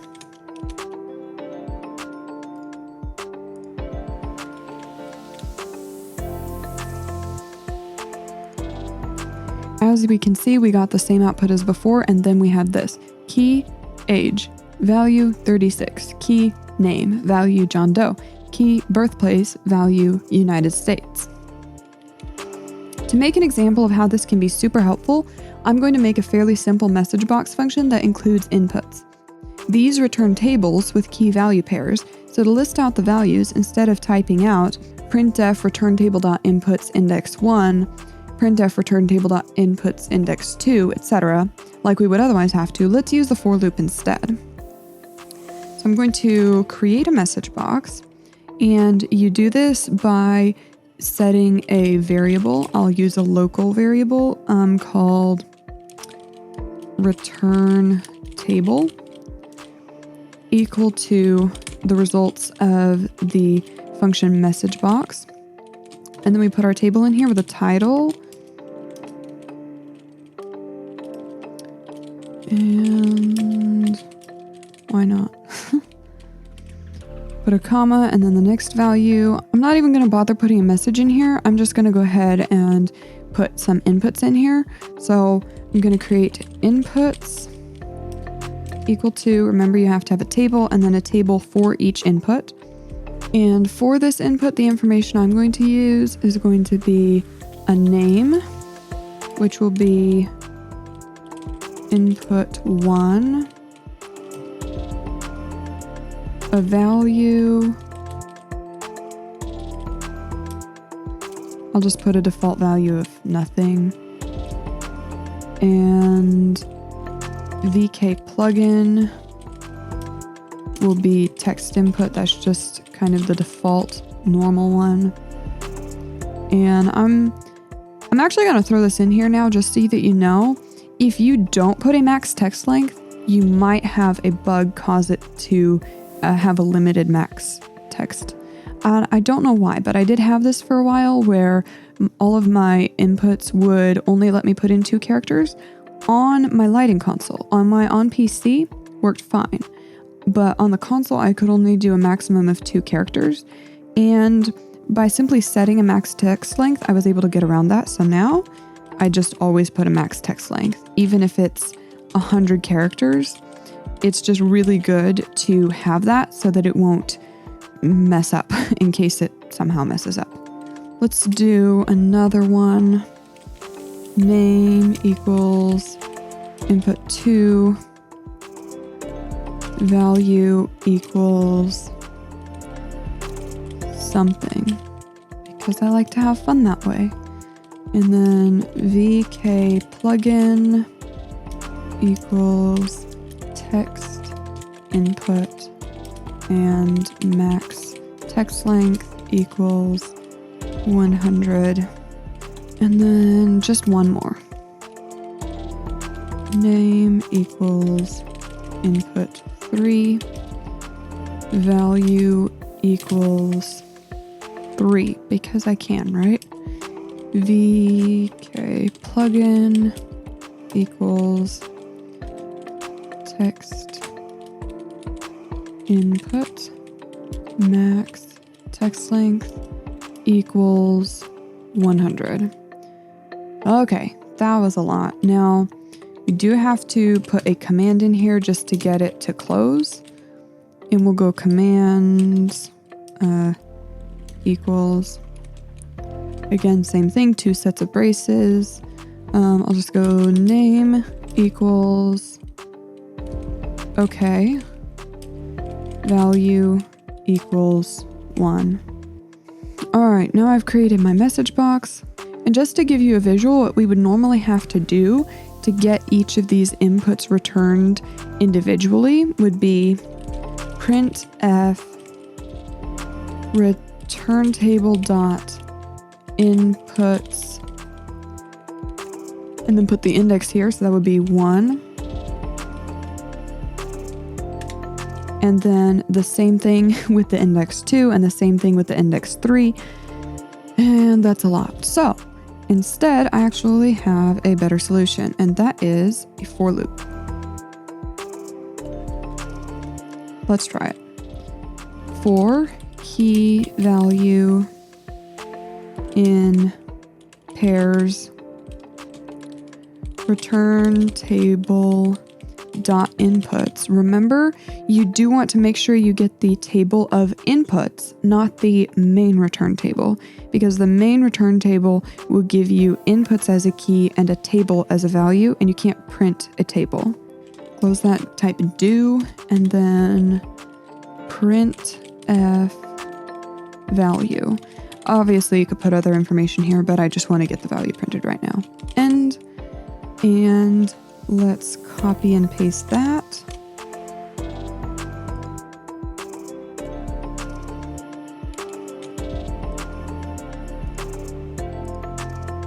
All right, we have 3 inputs. And if I hit OK right now, we're going to see 3, a blank space, and something. Now, the reason for this is because inputs actually get ordered alphabetically. So I guess it's placing the blank space as after the numeric value and before the S. Now suppose in input 1, I put A, B, C. And then in input 3, I put another value. Then it's listing them. Okay, that's actually really curious. I have no idea why it's putting another value before ABC, because that's not alphabetically correct. But again, you put inputs into your table and you get a result, whatever that result may be. And I guess it's just confused about another value, honestly, because it's ordering them alphabetically aside from that, and that does not make sense to me. So I guess that's interesting. The point is, it's way easier than actually typing out printf this value for every value, especially when you have a whole bunch of inputs, or maybe you don't know how many you have. This will go through all of them, however many there may be.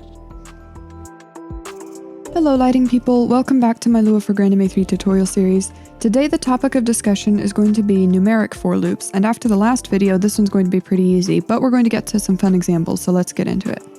The numeric for loop looks pretty similar to the generic for loop we talked about in the last lesson, and it's a similar concept except that it doesn't involve a table or even necessarily any pre-existing values at all. So to make one, we are going to just type for I equals A, B, C, do. I'll do print F. My number is I, end. So what are all these letters for? Well, currently nothing because A, B, and C aren't tied to anything. They're just currently empty variables. Before I set them, I'm going to explain what they're for. A is your starting point, B is your ending point, and C is the step in between. C is actually optional. If you don't include a C value, Lua will use 1 as the step. But now let me show you how this actually works. And of course, I could just set these variables before, but I'm actually going to just type the numbers in because I can in this case. I'm going to set A equal to 1, B will be 10, and C will be 2 because 1's the default, and obviously since I'm an LD, I just like being different. If I run this code now, it is going to, I'll just do it.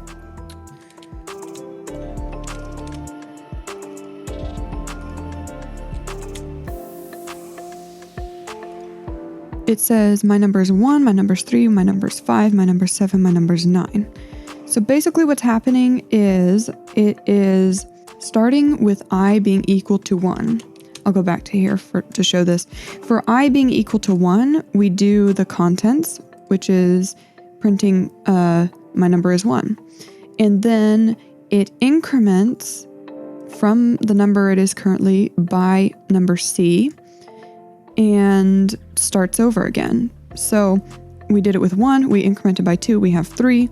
Then it goes back through the loop, gets back to the beginning again, increments to 5. And then once it gets to 9, it can't go to 11 because the ending point is set at 10, so it just ends. In the meantime, what's happening inside is each time it runs, I is used, but then I is immediately reset. Just like your key and value in the generic for loop, I is reset. So I is a local variable that is only accessible inside of the for loop. Even the value it ends on is not accessible outside the for loop. So you have to either do everything you need to do with the value of I while still inside the loop, or you have to set another variable equal to I before you end the loop. Now the problem with that is that if you run the loop multiple times, it will reset the variable every time, unless you combine it with if statements. Looks like it's time to show you one of the ways I frequently use numeric for loops. The way I usually use these is to find out if I have multiple of a song, for instance, in my sequence pool. How does this work? Well, as you surely know, if you have multiple sequences in MA3 that have exactly the same name, MA3 automatically adds a number to each one.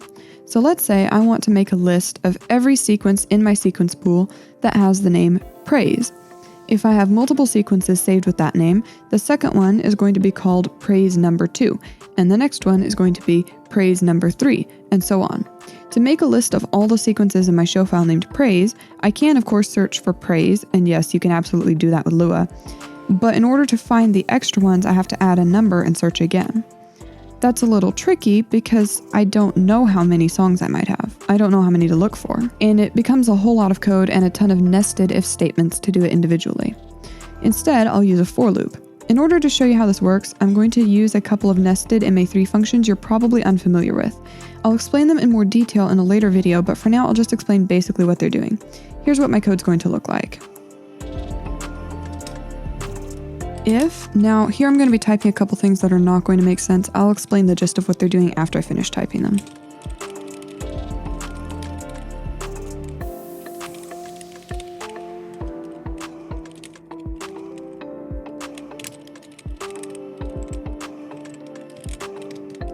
Now in here, I'm going to create a table called my song list. I'm going to add one string to it called praise. Now I'm going to create a for loop for I equals 1 to 100. I do typically figure I don't likely have more than 100 of something. We're going to do if is object valid. This is going to be pretty much a similar copy to the first one I have up top.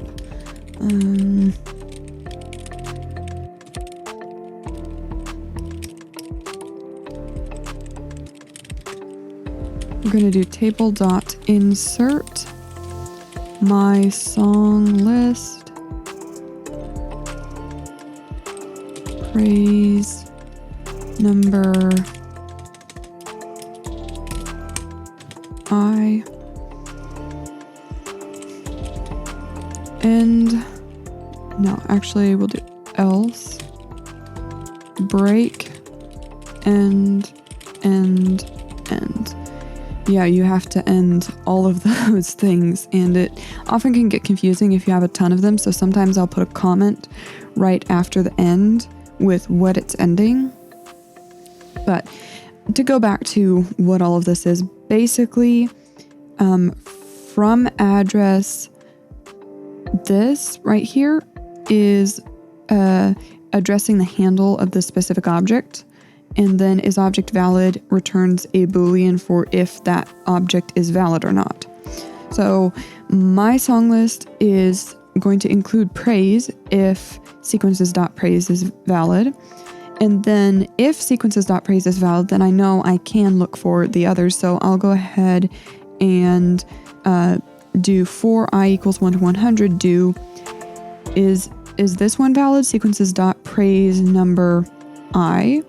And if it is, then we'll insert into my song list this praise number I. And if it gets to one that is not valid, then this else happens, and the break keyword basically ends a loop. And this can be absolutely any type of loop. This can be either type of for loop or another type of loop as well, which I'll talk about in the next video. But break just ends the loop, and break has to be the last thing in a section of code. There has to be either an end or an else or a similar one of these purple keywords coming directly after it. It can't have another command after it before the end, but break just ends the for loop it is directly inside of. So it ends this for loop, and then we're at the end of this statement and continue through the rest of the code. So now, if I were to run this and I have praise number whatever, I will have a table containing all of the sequences with that name. Speaking of tables, I actually have another example to show you, and this one really shows you how useful tables can be. It took me a long time before I figured out that I could do this, and now I can't believe I was ever able to manage without this use of tables. Let's say I need to assign 5 sequences to executors for today. I've already mentioned that I work at a church, and since we don't always have exactly the same service flow, I keep sequences programmed for various services, and every Sunday, Wednesday, or whenever we're having a service, I go ahead and run a plugin that asks certain questions regarding what type of service it is, and then outlines the default set of sequences that are most likely to be needed for that type of service, and asks the user to confirm that they're the right ones. I won't get into how all that works right now, but just to focus on a little piece of this plugin. If the user says no, that's not the right set of sequences, then the user gets prompted with a message box containing 5 inputs. The user types the names of the sequences they want to use, up to 5, and then the plugin checks the values input by the user and matches them to existing data to figure out where the sequences are that it needs to copy, and assigns to executors to fulfill the user's request. Have you figured out yet that we can do some pretty insane stuff with Lua? There's a reason why I love it. But enough chatting, let's look at the code. To clarify, this part of the plugin that only deals with 5 sequences only goes to the part of the service after worship, which will explain the names you'll see. I'm going to copy this from over here. I just wrote it out over here so that I didn't have to type it out on the video. I'm going to copy this and put it here. Sometimes Visual Studio Code does this. I hate it, where it just took away my spaces. These should all be starting here, in like 2 spaces over, and I'm mad. The way to fix that is literally just to go through every single one and move them over, and it's very tedious.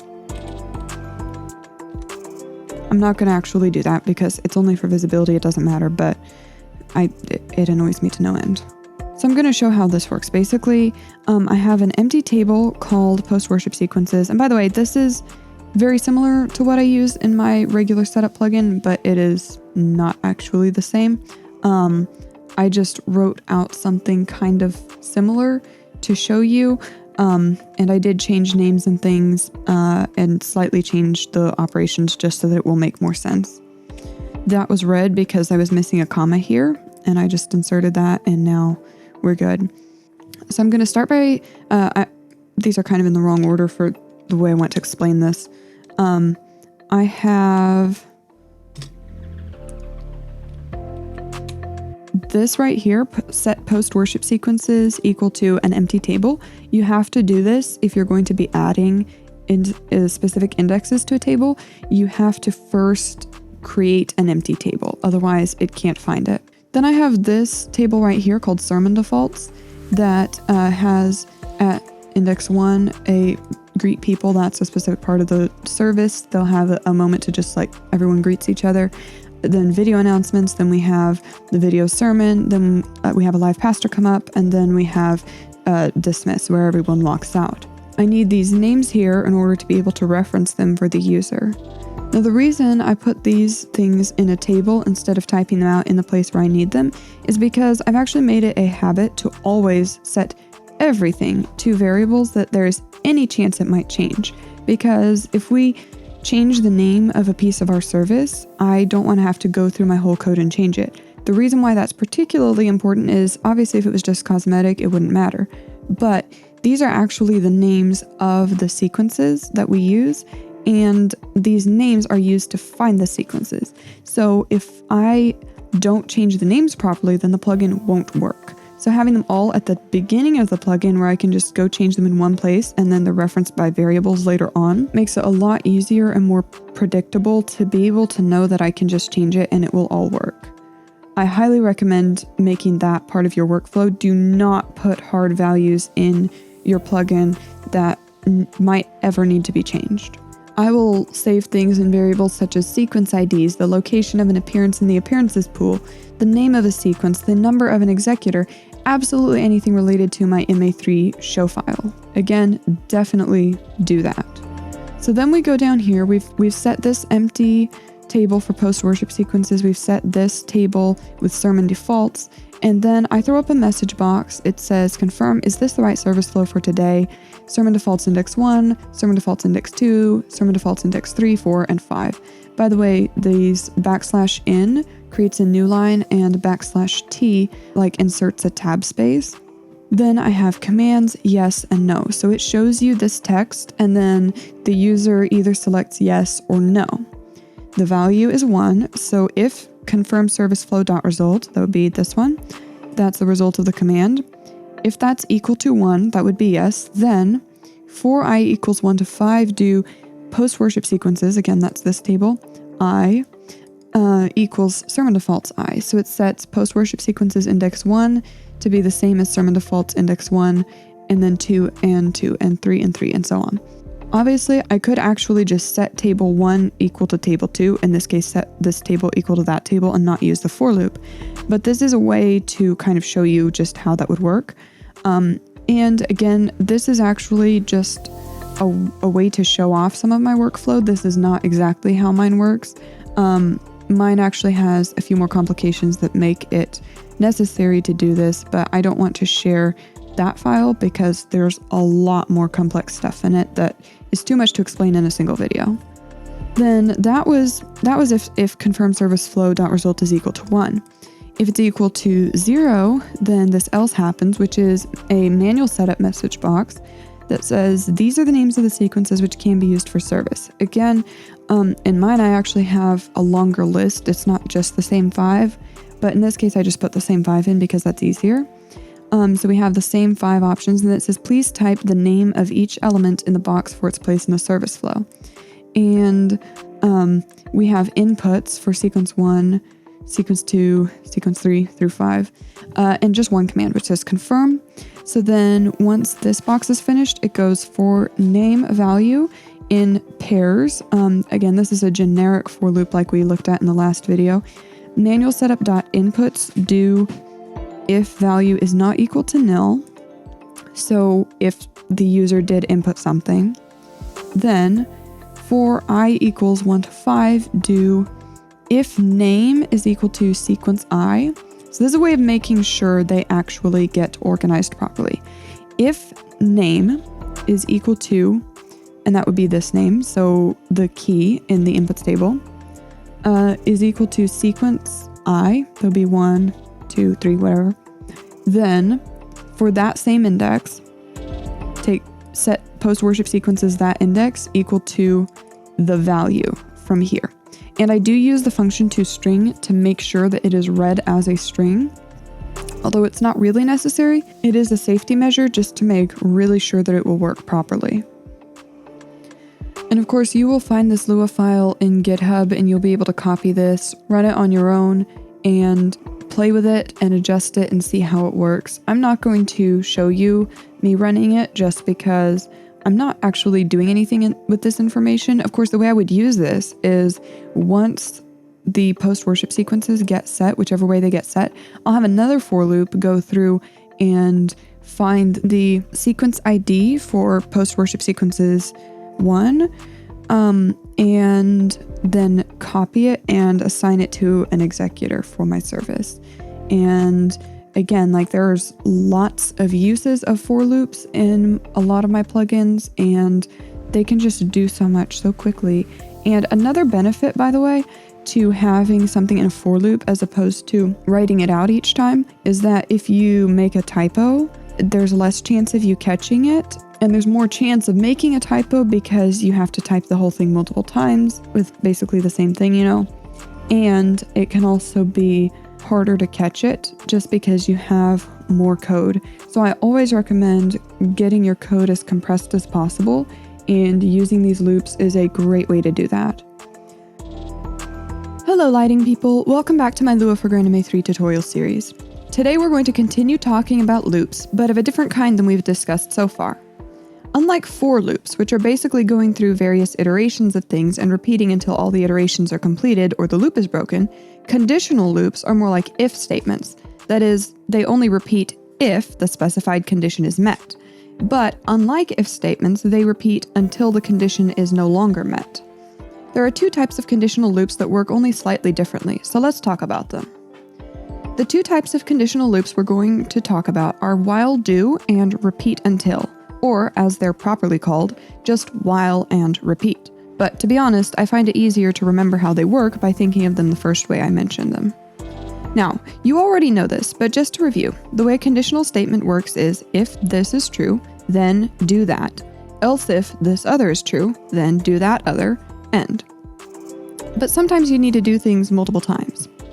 I'll just create an example of trying to do this with if to show you how frustrating it can be. I'm going to be incrementing my num and doing an action at every number, like this. I've already set my num equal to 0. Now I'm going to type if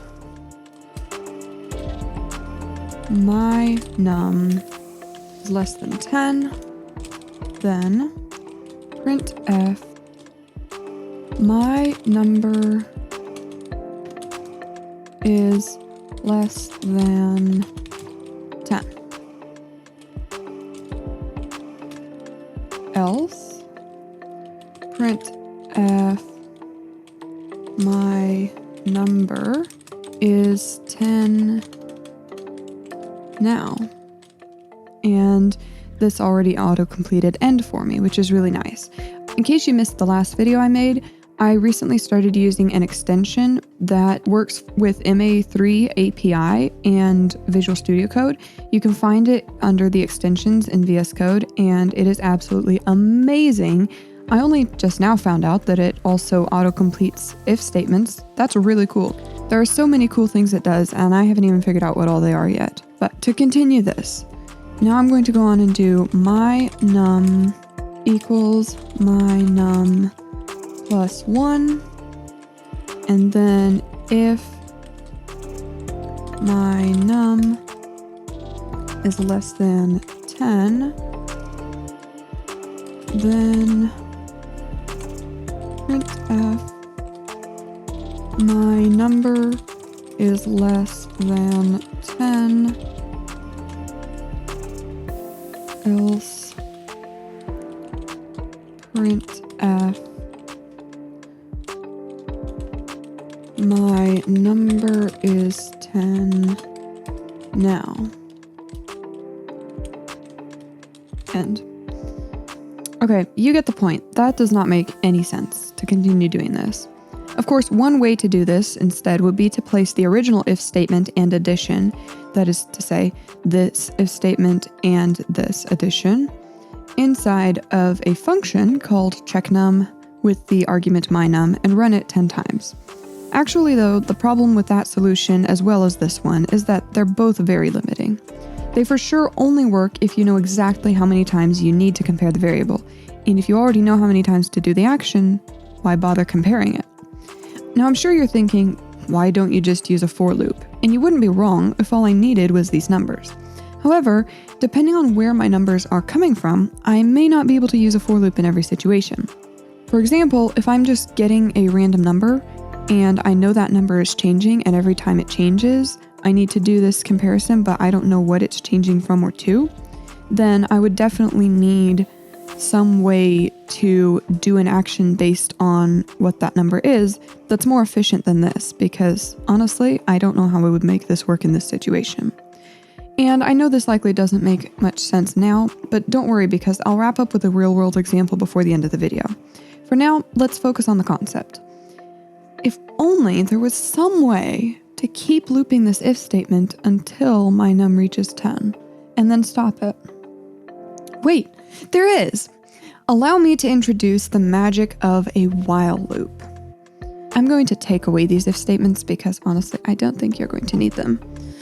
And so I've set my num equal to 0, and now I'm going to type while my num is less than 10, do printf my num is less than 10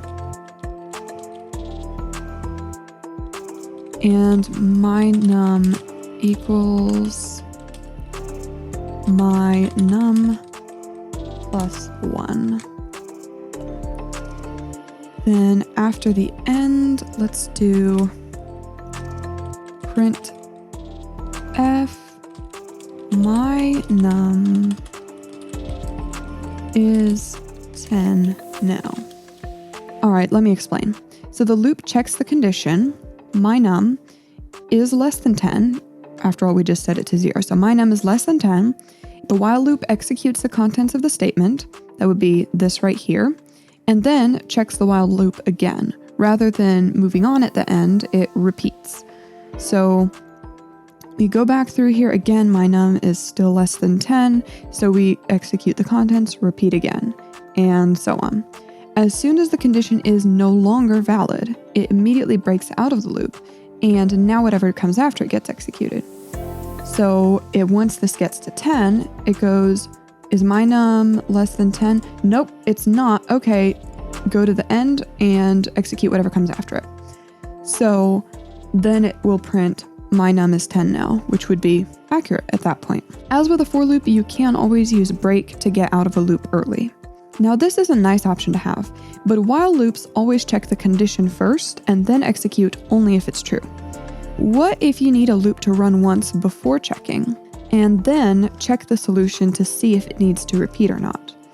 There's another option for that. The repeat loop runs the contents of the loop, checks the condition, and if the condition is false, it repeats until the condition is true.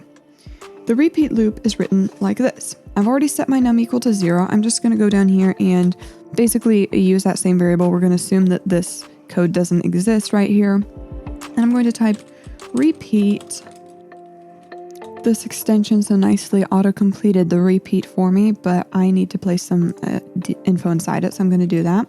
I'm going to repeat my num equals my num plus 1 if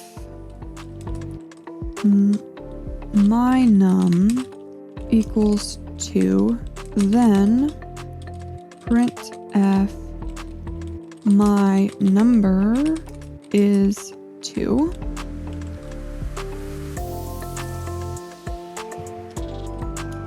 Else printf my number is not 2.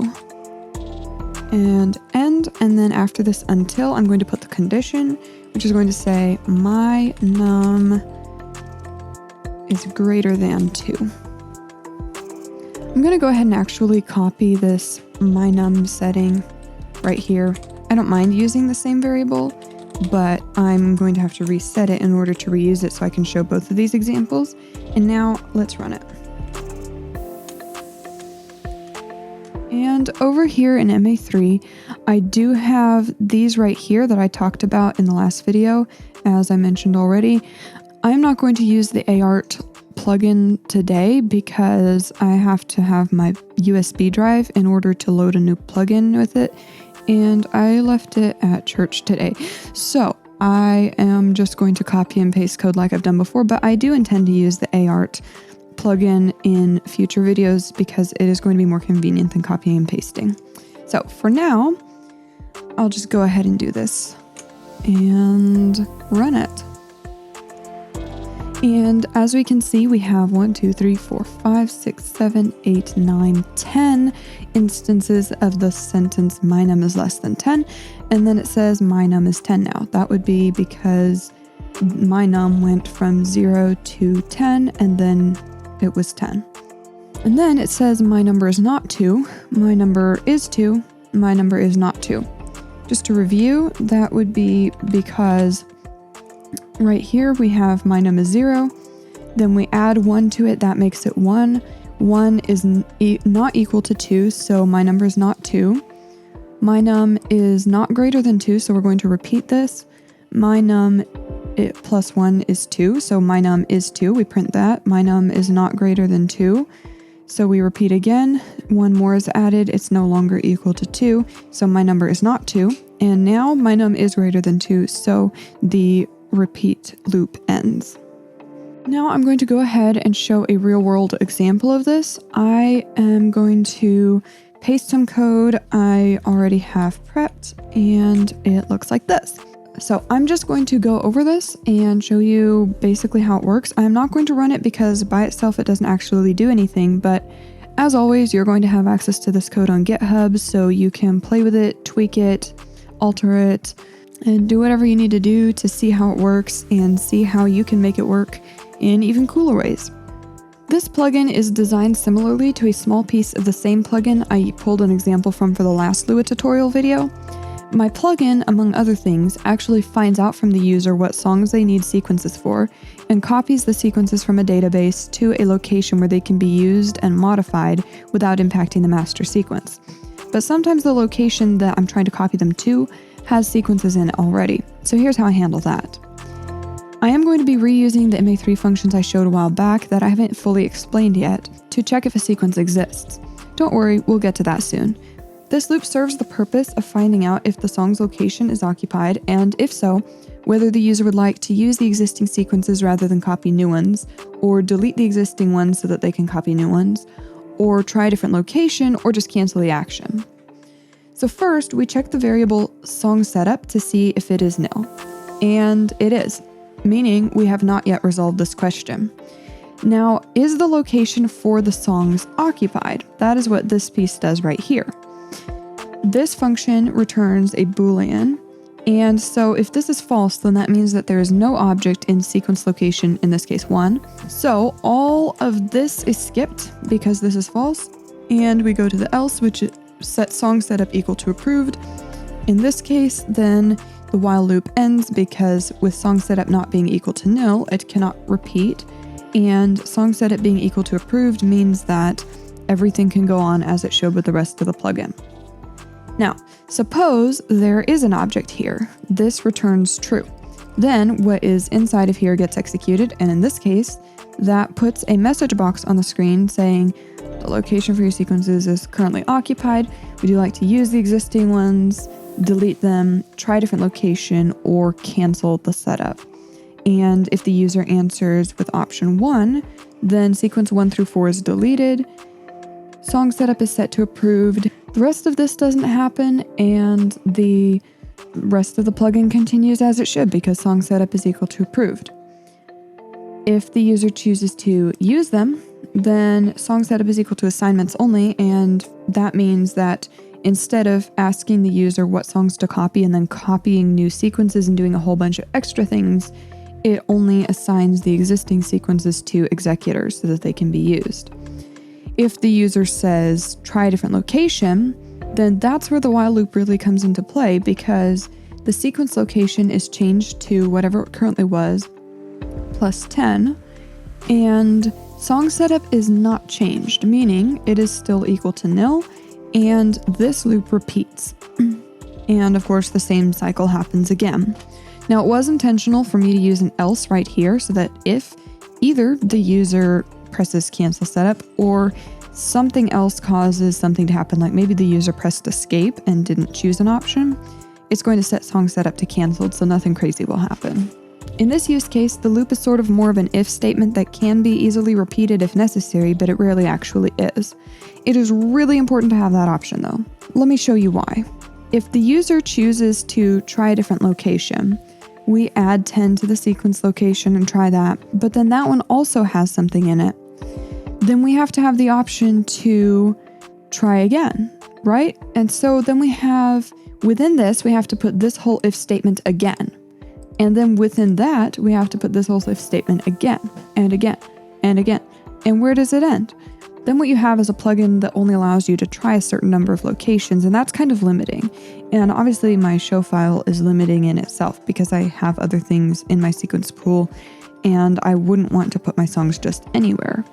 And you could also put a cap on this, of course, but you don't want your plugin to be limiting you. That's why this while loop is helpful, because every single time, you can run this a million times, it's not going to matter. It's going to just keep looping the entire time, and it's the same amount of code. You don't have to write out more code and have more potential for errors and all the stuff that comes with that.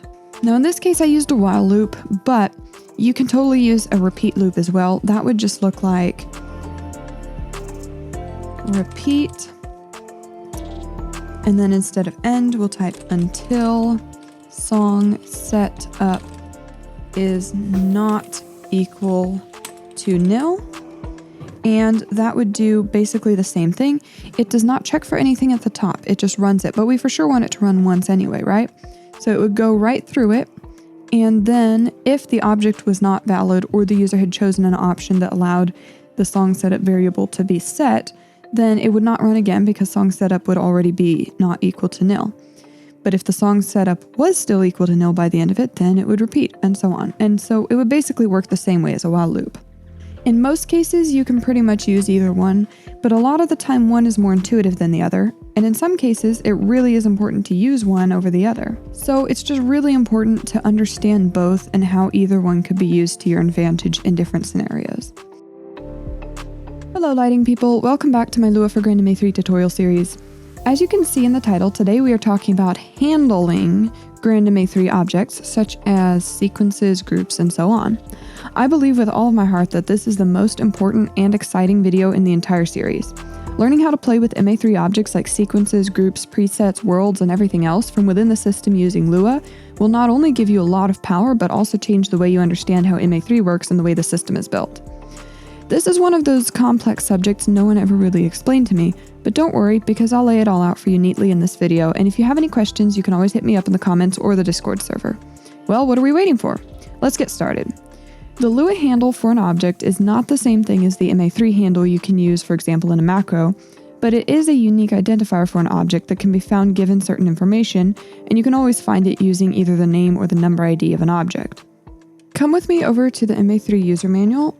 I'm looking at version 2.1 because that is the version of Lua I'm currently using.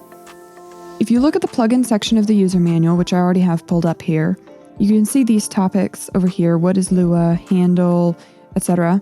Let's look at the handles one. This also says light user data, and if you read this, you can see that's because it's a custom data type called light user data. It says the handle is a unique identifier that refers to a grandMA 3 object, for instance, a specific sequence, queue, preset, or fixture. The object the handle refers to has some properties, some can be changed, and some are read-only.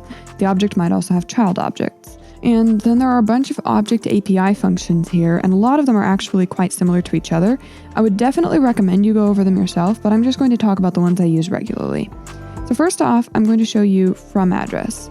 This one takes an address and converts it to a handle, and it's one I use fairly frequently. So let's look at it. It does this my sequence handle equals from address, and there's just this string of numbers. Like, what does that actually mean? I'm actually going to go ahead and just copy this line of code right here and put it in my thing over here. And I'm just going to add another line of code that says printf my sequence handle, because that way we can actually see it. And now I'm going to make use of that Aart Run Lua plugin that I've talked about in the past. So I'm going to just save this file real quickly and then go over to MA3. And I have this macros pool here instead of my plugins pool like I had before. And so the way I'm going to run this plugin is just click this, and then it already has the name put in here because I was testing it earlier. And so I'm just going to click independ and hit OK. It created this macro. Now I can click this macro and it created a plugin for it and it ran the plugin, but it came up with an error. So let's see what that's about. It says printf returns nothing. So if I go back here I'm not 100% sure. I don't think this should be doing that, but I'm going to use the toString function, which you can always use to turn any data type into a string. And now it should for sure be able to run it. And okay, there we go. It said group 1. So I guess just because it's not technically a string, it didn't want to do that. But this is referring to group 1. And the way it got that data was, oops, I can't look at the code this way. I'm going to have to go back to VS Code. So it has 13.13.1.5.1. And this is not a sequence handle, so that was an error on the part of whoever wrote the manual, because this is clearly a group handle. It came up with group 1. But basically what these numbers are is the 13.13.1 refers to the data pool in the show file, and then the 5 is groups, and the 1 is number 1. So it's group number 1.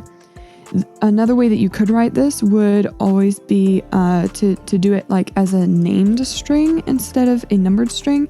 So you could rewrite this as a named string. So I'm gonna start with number 13, and the number 13 can be replaced by the word show data.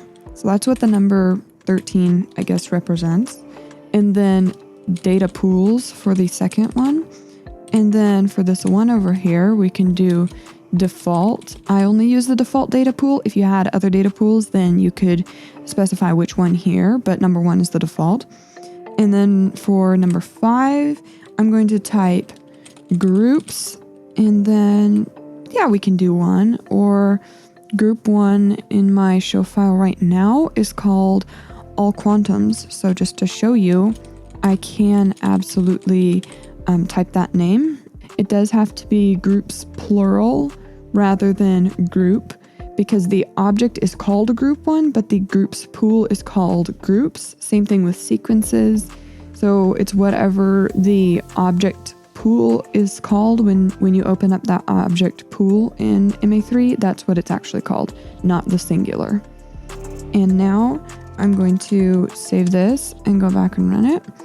And it still showed up group 1 because that named string refers to the same thing that the previous numbered string does.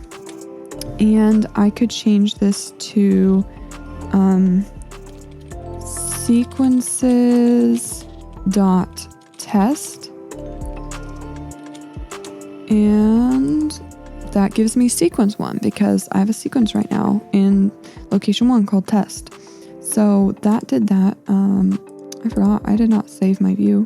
So now I have to make this say macros again. Now I just want to go ahead and explain what's really happening with all of these dots. If you did not watch my video on tables, which was episode 4 in this series, definitely go back and watch that because it's going to help you a lot. This is a table structure right here. So we have a table called show data, and within that is a table called data pools, and within that is a table called default, and within that is a table called sequences, and within that is a table called test.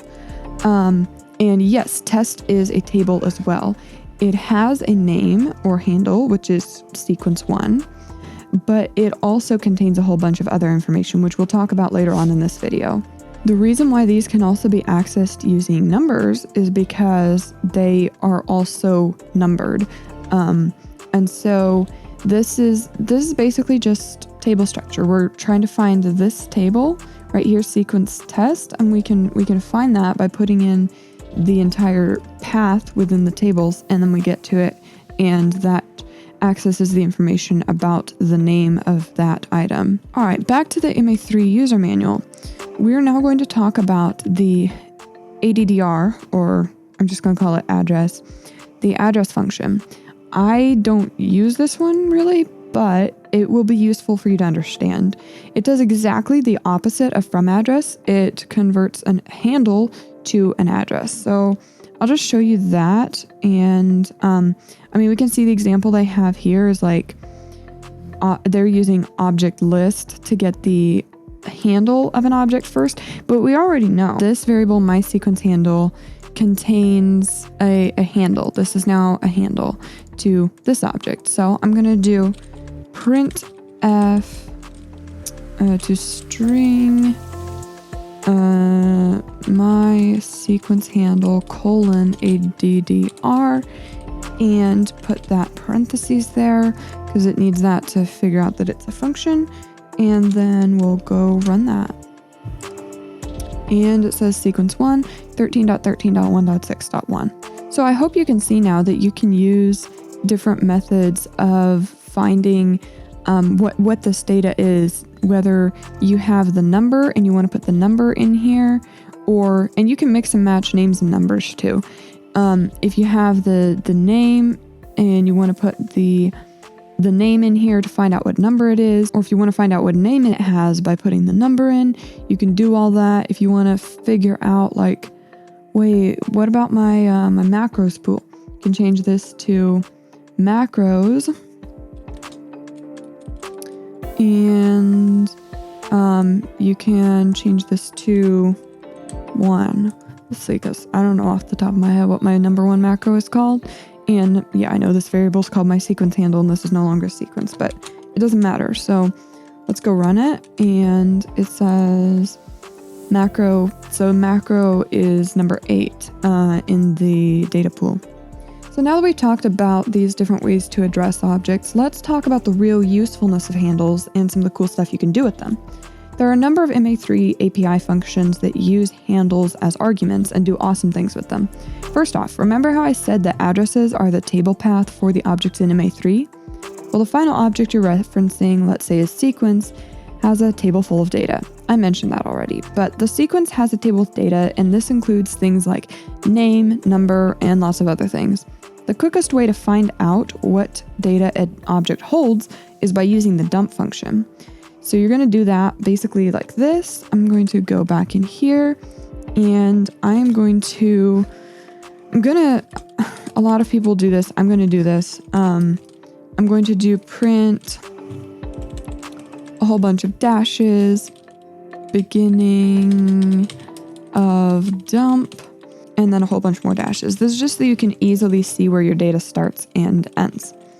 And then we're going to do print to string. Again, we'll use the mySequence handle object, which is no longer even a sequence, but it works. MySequence handle :dump. And don't forget the parentheses. And now I'll go down here and do an end of dump line as well, just so we can see that.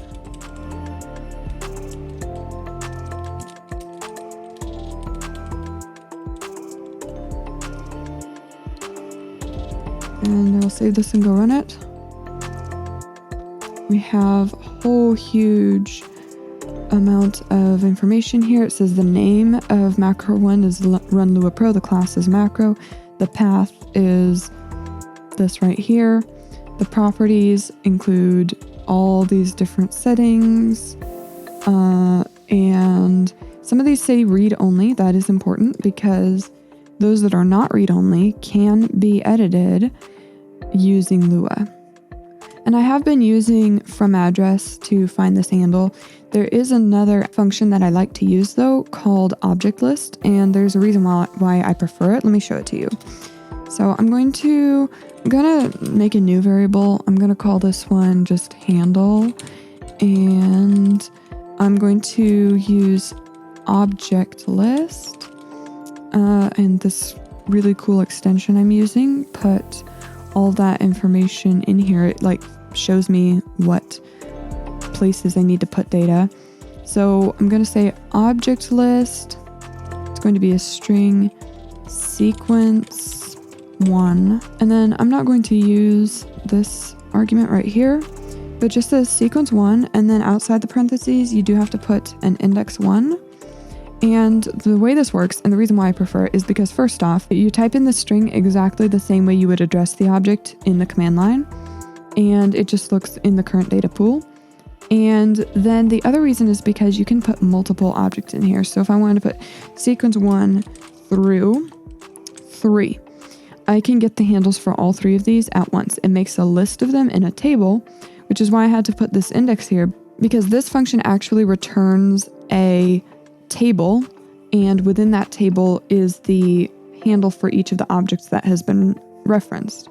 So even if I just put one object, which I do most of the time, sequence 1, it's going to be at index 1. So I have to put that. So I found my handle, and then I put this like this. I'm going to run that. Obviously, it's going to be a little bit different than before because this was a sequence. And, because I scrolled up, just scroll back down before I can see it. And it has a lot of information here. Oh dear. I've heard this is some kind of bug. I actually haven't run into it before. It's overlapping some of the data, and that's really hard to read. Oh. Did it just... Oh, that's weird. Okay, it's overlapping stuff. But it says class is sequence. This is the path. Properties. You can read through all the properties. And then it has a list of children here, and those children are the cues that are in here. They have the numbers. It does count the off cue and Q0. It has the number, name, and class of each object, and it goes all the way through them. And I have a whole bunch of empty cues here, and it lists them as well. So that's how that works, and it's really cool. But whenever you have the handle of an object like this, you can also just use this command to get this information. Now, I'm going to leave this code in here because I want you to be able to reference it, but I don't want it to keep running every time I run this code, so I'm going to comment it out. And now, let's see, how can I play with this? I'm going to do printf handle dot name and show you what that does. Oh my, this is really frustrating. This is ridiculous. It's a little bit better over here. It printed something that I can't really read, macro 1. It printed the string from the numbered address from macro 1, and then it printed that name that I asked for. It printed test. So that's where it's taking this handle and going, okay, at this handle, which as you remember, that's actually written out like this. I'll change this back to sequences so that I can show you this actually matching. So this is referring to the same thing. So this is this handle. So we have a handle, and then we take this handle and we put it here and we go dot name. So then it's printing that name. We can also change that name from Lua like this. Let's go handle, I can spell, handle dot name equals new name.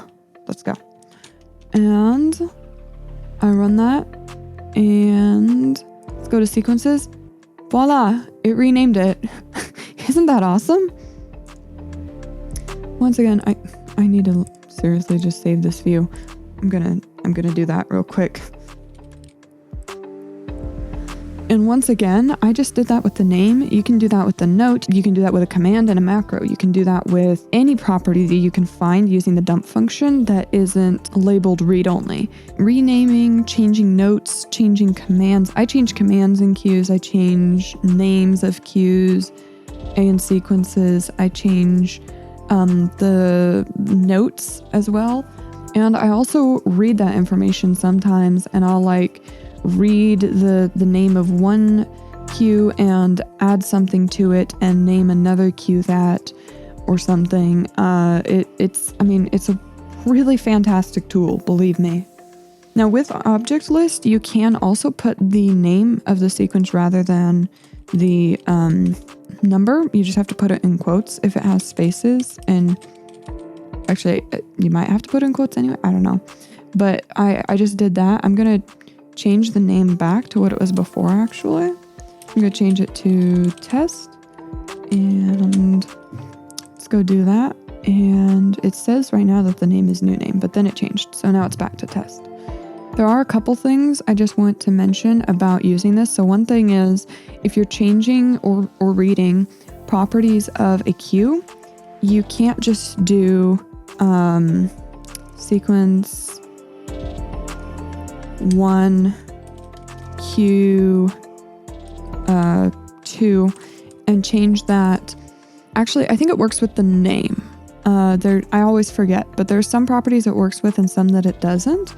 There are some properties, for sure, the command, that you can't just do sequence 1 Q2 because it's tied to the Q part.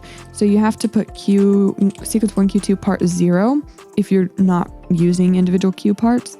And as someone who does not use Q parts in programming, this was not like the top of my mind, like, oh, I should throw a part in there, but it will cause problems for you. So make sure I just make it a habit to just always put the part 0 in there if I'm addressing a Q, because that makes sure that it will always work.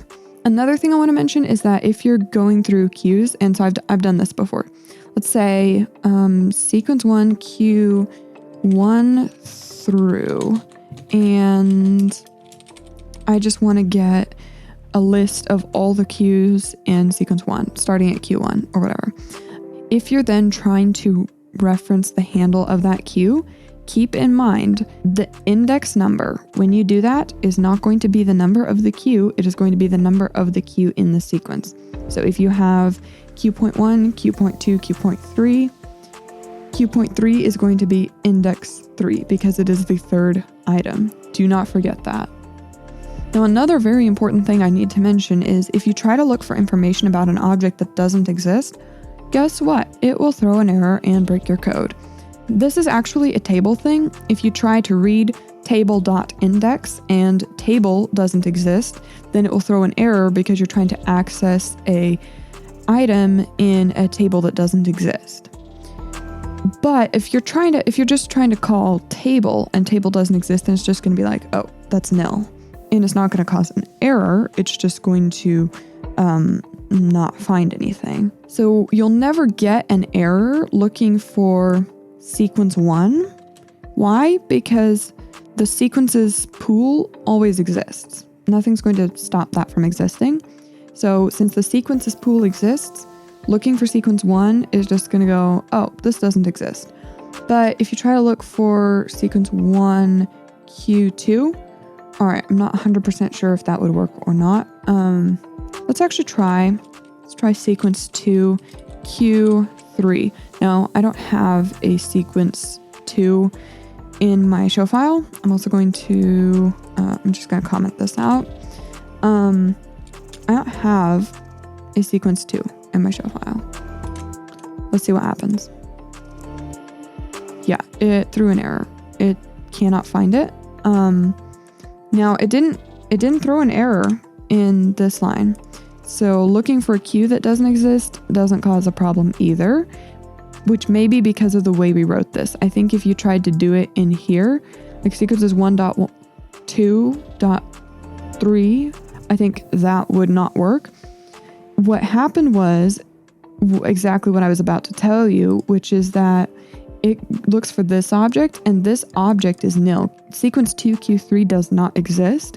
So then you try to reference the name within the table for sequence 2 Q3 and it goes, that doesn't exist, and it throws an error and your code just stops running.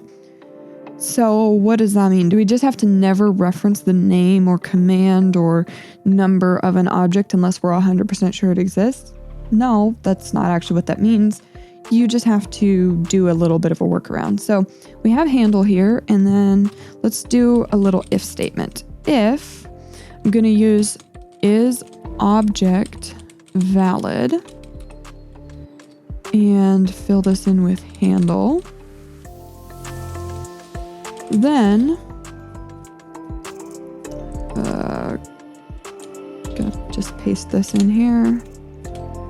If the object here is valid, then that returns true. So then this is true. So if this is true, then it does this. So if this object exists, then we look for the name. And that is going to prevent it from throwing an error. It just goes, yeah, there's nothing. Nothing happens. There's no error. The plugin finishes normally.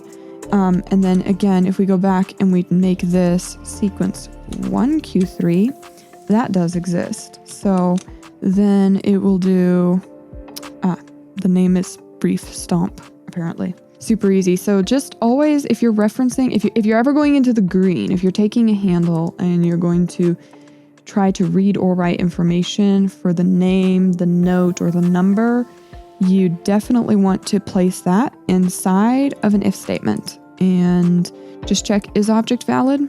Handle first. And then if it is, then do it. Hello, lighting people. Welcome back to my Lua for GrandMA 3 tutorial series. Hey, if you've made it this far, you are about set to be a Lua expert among GrandMA 3 programmers. Now, this is the last video in my Lua for GrandMA 3 tutorial series. This kind of wraps up the basics as far as I'm concerned, but no worries because I have lots more to share still. Just not exactly basics, and I'm not gonna include it as a numbered part of the series. But for today, we're just going to go over some basic kind of miscellaneous final programming tips that you'll need to get the most out of your Lua scripts without getting too deep in the weeds yet. First up, let's talk about a pretty serious scenario. You've been experimenting with some code and trying all kinds of different things, and now your stuff is just throwing errors that don't make any sense, or you can't remember what variables you set and then deleted, or you just need them to reset so you can see how your code works the first time it's run in a clean system. What do? You could always reboot, and while it's not a bad idea, it is a little time consuming. And if you just need to reset your Lua variables, is all that really necessary? No, of course not. There is a keyword that you can run immediately that just resets your stuff. That keyword is reload UI, and you just type it into the command line and hit enter and life is good. And it always seems to lag a minute for me. I don't know why, but it's so simple. It has saved me literally countless times. Tip number 2. The second thing I have to talk about is the way you can give a main function an argument. You know how when you call a function, you put the function name and then in parentheses, you put the arguments? Now, personally, most of the time when I call a plugin, I just tap it in the plugin pool. You can also type out plugin x.y with x being the plugin number and y being the component if you need to call a particular component. If you do that, you can actually add an argument after it like this. You don't want to put them in parentheses, just in quotes. So you would type plugin 1, for instance, and then space, quotes, and you put your argument and close it. I'm not going to actually run that because that's not going to do anything right now. But as an example, I am going to build a quick little plugin that takes a string and prints it and show you that. So I'm going to go into VS Code and have this function right here. I'm going to just do print f arg, and then I'm going to put that arg here. Actually though, there is an important thing.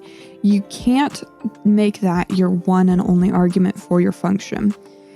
It's a weird, interesting thing, but whenever you call a plugin, no matter how you call it, the console automatically gives it as an argument the display from which you called it. So if you're going to actually put arguments in here that you have to use, you need to put a dummy argument in first. I like to call it display, and then you can put arg as your second one. What's going to happen is when you call it, giving it an argument, your console is going to fill in this one, and it's not going to be used. And whatever argument you gave it is going to be used as the second argument. So that'll be this one, and then that'll go here. If you were to try to omit this, you would just get an error. If you were to try to give your plugin multiple arguments from the command line when you call it, that's not possible. So I'm going to just save this and go over here, and I'm going to run this, and I just need to put in the name of this video right here, which is the name of my plugin.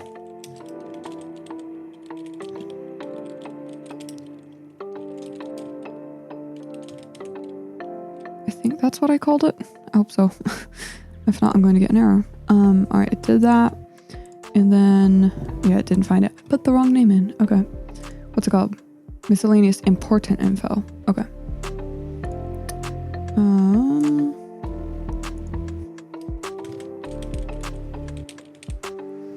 And there we go. I'm gonna just delete this. And now it's stored and called the plugin. and it threw an error because I called it without giving it an argument, and it can't print a string that doesn't contain any information. So I'm going to call this the other way. What plugin is it? It says it is... Oh, it doesn't tell me what plugin it is. That's handy. I mean, you can also technically call it by name, but that's a long name and I don't want to type it, so I'm going to open my plugins pool, and it looks like it is plugin 5. So let's try that. Plugin 5, and then in quotes, I'm going to put my text and enter, and there we go. Now it ran because it used that as the argument. A thing to be aware of is that your arguments are always read as strings when you input them this way, and as I already mentioned, you can't use more than one argument in calling a plugin from the command line. There is a workaround if you really need to, and I looked into this since it's important to some people. I prefer using pop-ups to get info from users, but although I don't like typing out my plugin calls in the command line, I admit it requires significantly less code if you can put your data in that way. So it is a useful thing to be able to do, and I don't know, maybe someday I'll do it. Well, what's the workaround to only being able to put in one argument? To explain, I'm actually going to need to move on to the next topic, so I'll just use this as a starting point. Let's go over some basic pattern matching. There is a string library in Lua containing functions that can be used to find and match patterns and all that stuff. I'm just going to talk about two of these functions today, string.find and string.sub. String.find enables you to find certain characters within a string. So I'm going to go back into VS Code, and I don't know if I want to leave this code here or not, to be honest with you. I'm going to comment it out, and it won't matter if you call this plugin without these as long as they're not used. So to use the string.find function, you're going to just type string.find main string and a find string. I will explain what those do. This is going to return, whenever you run this, it's going to return two numbers. One will be the position of the first character found within the string, and the second one will be the position of the last character. So if I do A, B equals string.find, I'm going to replace this with a string. This is my string. And then I'm going to replace this one with space IS. Then what it's going to do is it's going to give me A as 5 and B as 7. Because as you can see, it's going to go 1, 2, 3, 4, 5. This is this, so that's 5, 6, 7. It's going to give you the location of the last character and the first character. Now let's say I have a string that says ABCD, and I want to find out where all those commas are. I'll leave this here. I'll make a new one. We'll go AB equals string.find, and I'll make a string that says A, B, C, D. And I want to find where all those commas are. So when I run this, I'm going to, so do this, and then I'll do a comma, because I just want to find the commas. Now when I run this, it will find the first one and then it will stop. That is not going to help me if I want to find where all of them are, is it? There's a solution. There's an optional third argument that we can add to the function. So check this out. I'm going to go off of the assumption that we're using this argument right here, and I'm going to come down here and I'm going to create a table called args plural. Args should equal just empty table constructors for now, and then we'll do a local I equals 0 and local last arg equals 1, and then while true do, I'm going to take this line and put it inside of here. I'm going to change this to xi, and then I'm going to change this to arg, and then I'm going to add a space here and add another argument here, which will be I plus 1, and it will do this math and use the mathematical combination of those. And then Let's do if I equals nil, then table dot insert args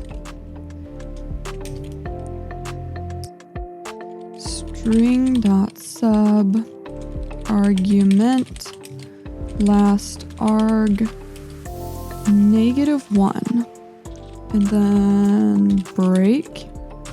I will explain this in a minute. Let's go else table dot insert args string dot sub argument last arg x -1, and last arg equals I plus 1. Okay, now you can, in your one argument up here, use multiple arguments separated by commas, then immediately use this to separate them into a table. You'll just have to reference them as arg key1 and so on. Of course, I'll have to explain how string.sub works. String.sub takes a string to print from, that would be this string right here, and then the first and last character to print. So in our case, string.find finds a comma, sets x to where the comma is and I to where the space is, and then finding that I is not equal to nil. We insert in the args table the value starting at the last arg and ending before the new comma. So we find, let's say our string is A, B, C.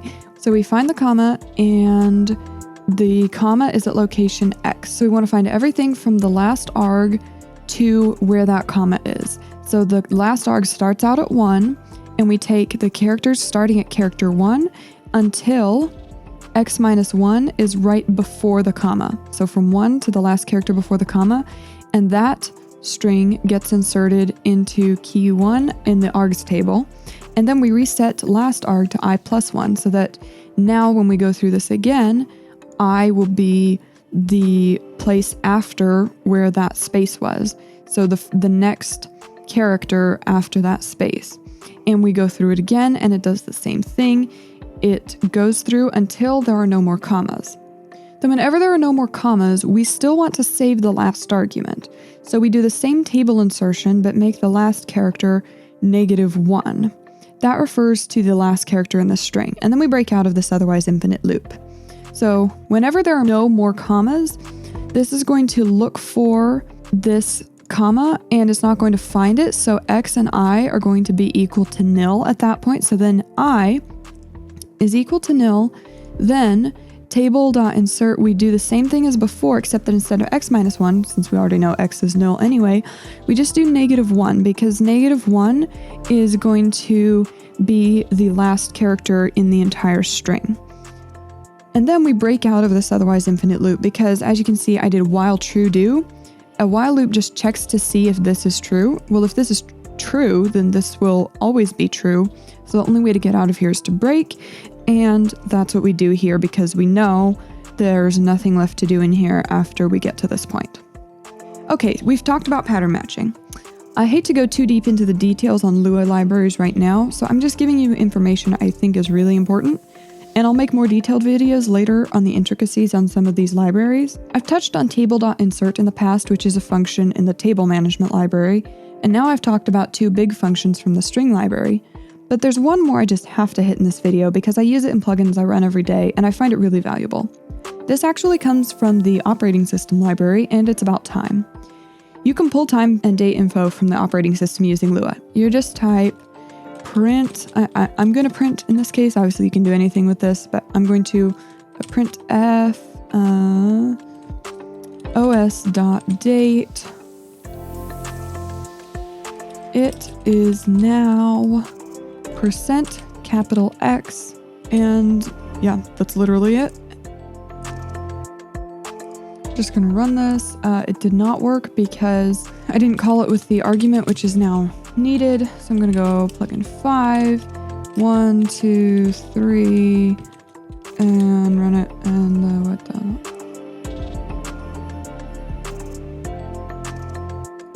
says I have a problem in string.sub. Let's go check that out.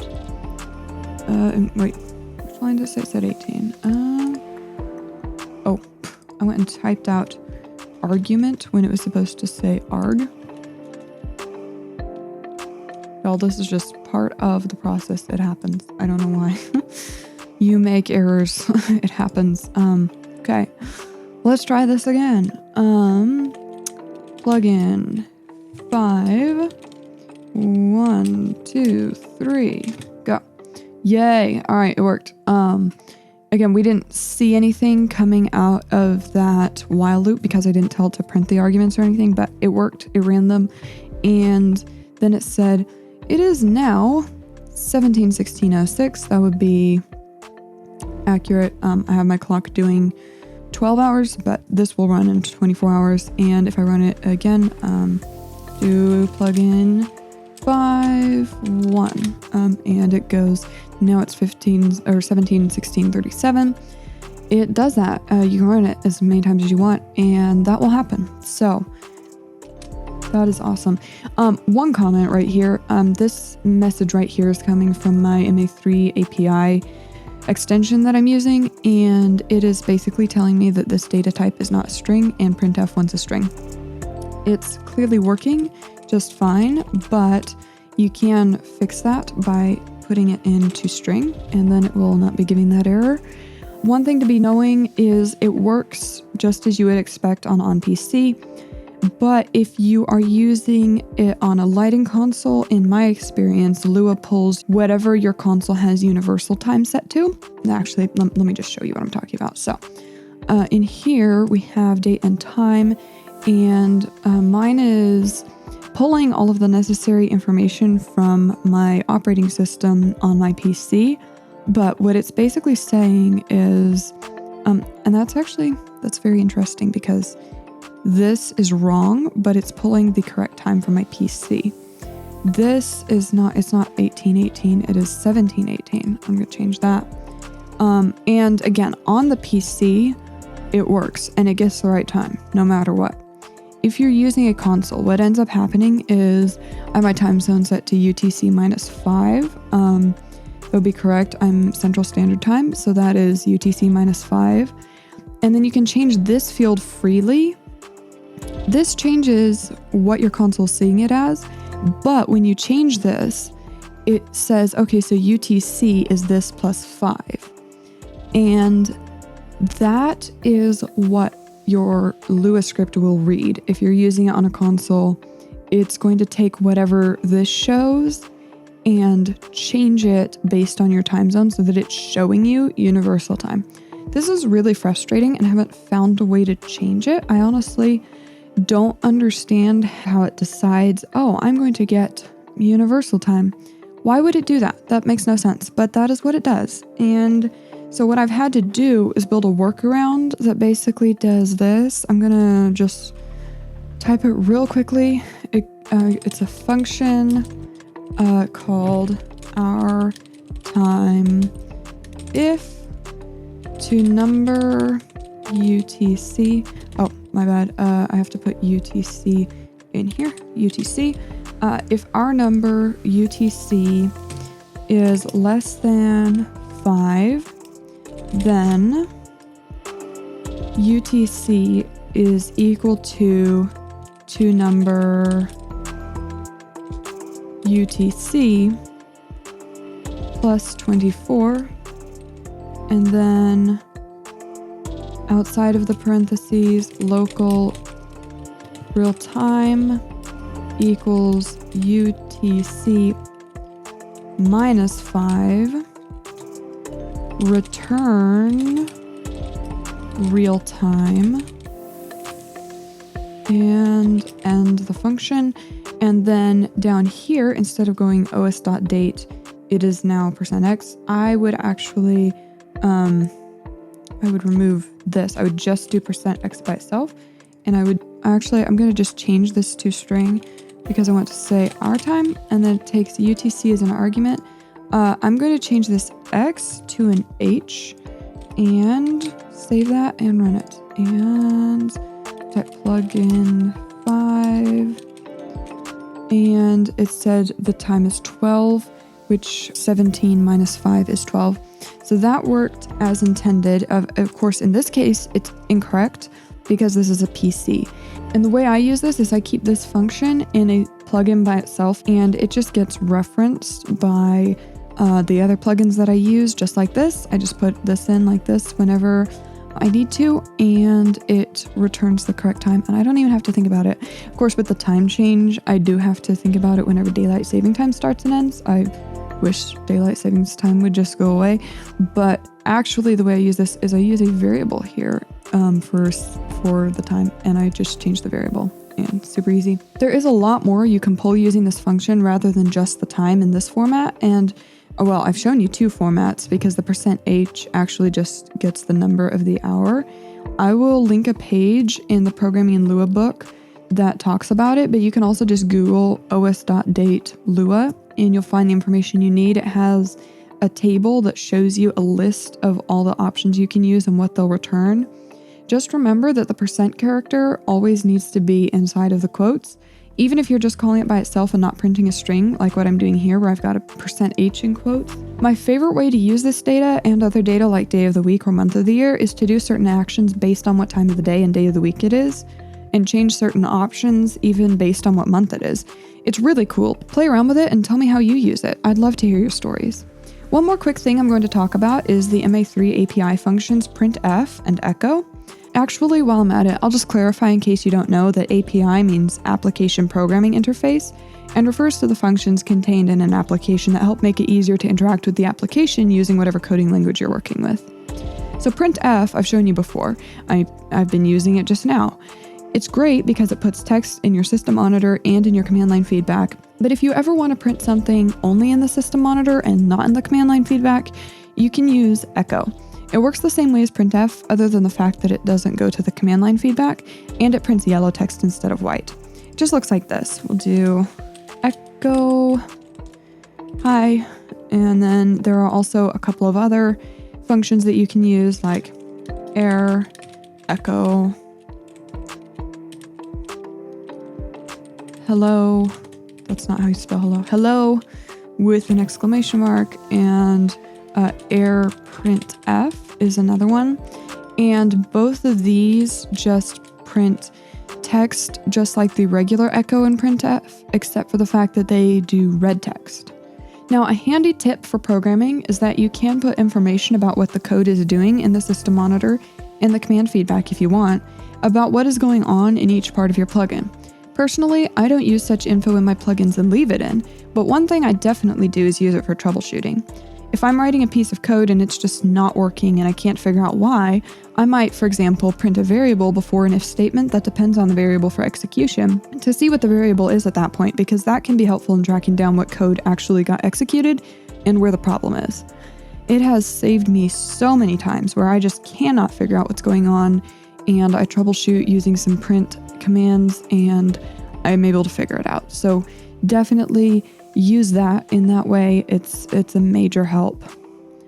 Hey, if you're still watching this, you are a champ. I'm truly on the last thing now. I just want to briefly mention the fact that MA3 software updates can totally mess up your code. Version 2.0 was definitely a big one. I had to rewrite a whole bunch of things. I don't remember having any issues with 2.1, but there was a slight change to the message box function that I definitely noticed, though it didn't hurt me. So as a general rule, if you're using plugins, read the version release notes and check all your code as soon as possible after updating. Also, use the MA3 API extension in VS Code, and make sure it's on the right version of MA3. Check this out. You can actually select the version here, and currently it has 2.1 and 2.2. I'm using 2.1, but apparently it's being updated for each version of MA3, and I'm sure it's going to help a lot with making that transition anytime you're trying to update code to a new version. Y'all, we did it! You have completed the Lua for MA3 tutorial series, and I mean, so have I as far as making it, which is awesome. I'm having a little bit of a hard time believing I made it here. I hope you've learned a lot. I know I definitely have. Having to research all these things and write out and explain how everything worked increased my understanding a lot. I hope you learned. I know I learned. Don't forget to reach out if you have any questions. I love problem solving, and if I don't know the answer to your question, maybe someone else does, or maybe I can help you figure it out and also learn something while we're at it. If you haven't, definitely join the Discord server or leave a comment on the video and stay tuned because I am not done yet. We've done Lua basics, and you should be able to program lots of things on your own now. But I know you still have questions, and believe me, I still have answers, and I'm still learning more myself. So watch out for the next videos coming soon, because we are going to be talking about making custom UI elements. And at some point, I'm definitely going to make a video or several going into detail on Lua libraries like we touched on in this video, and lots more fun stuff. If you have any ideas of things you want to see videos on, comment below or post in Discord because I'm definitely open to suggestions. If you watched this video all the way to the end, I love you. You're my absolute favorite. Thank you so much for learning with me today. I will see you in the next video, and I hope you have an awesome week. Bye!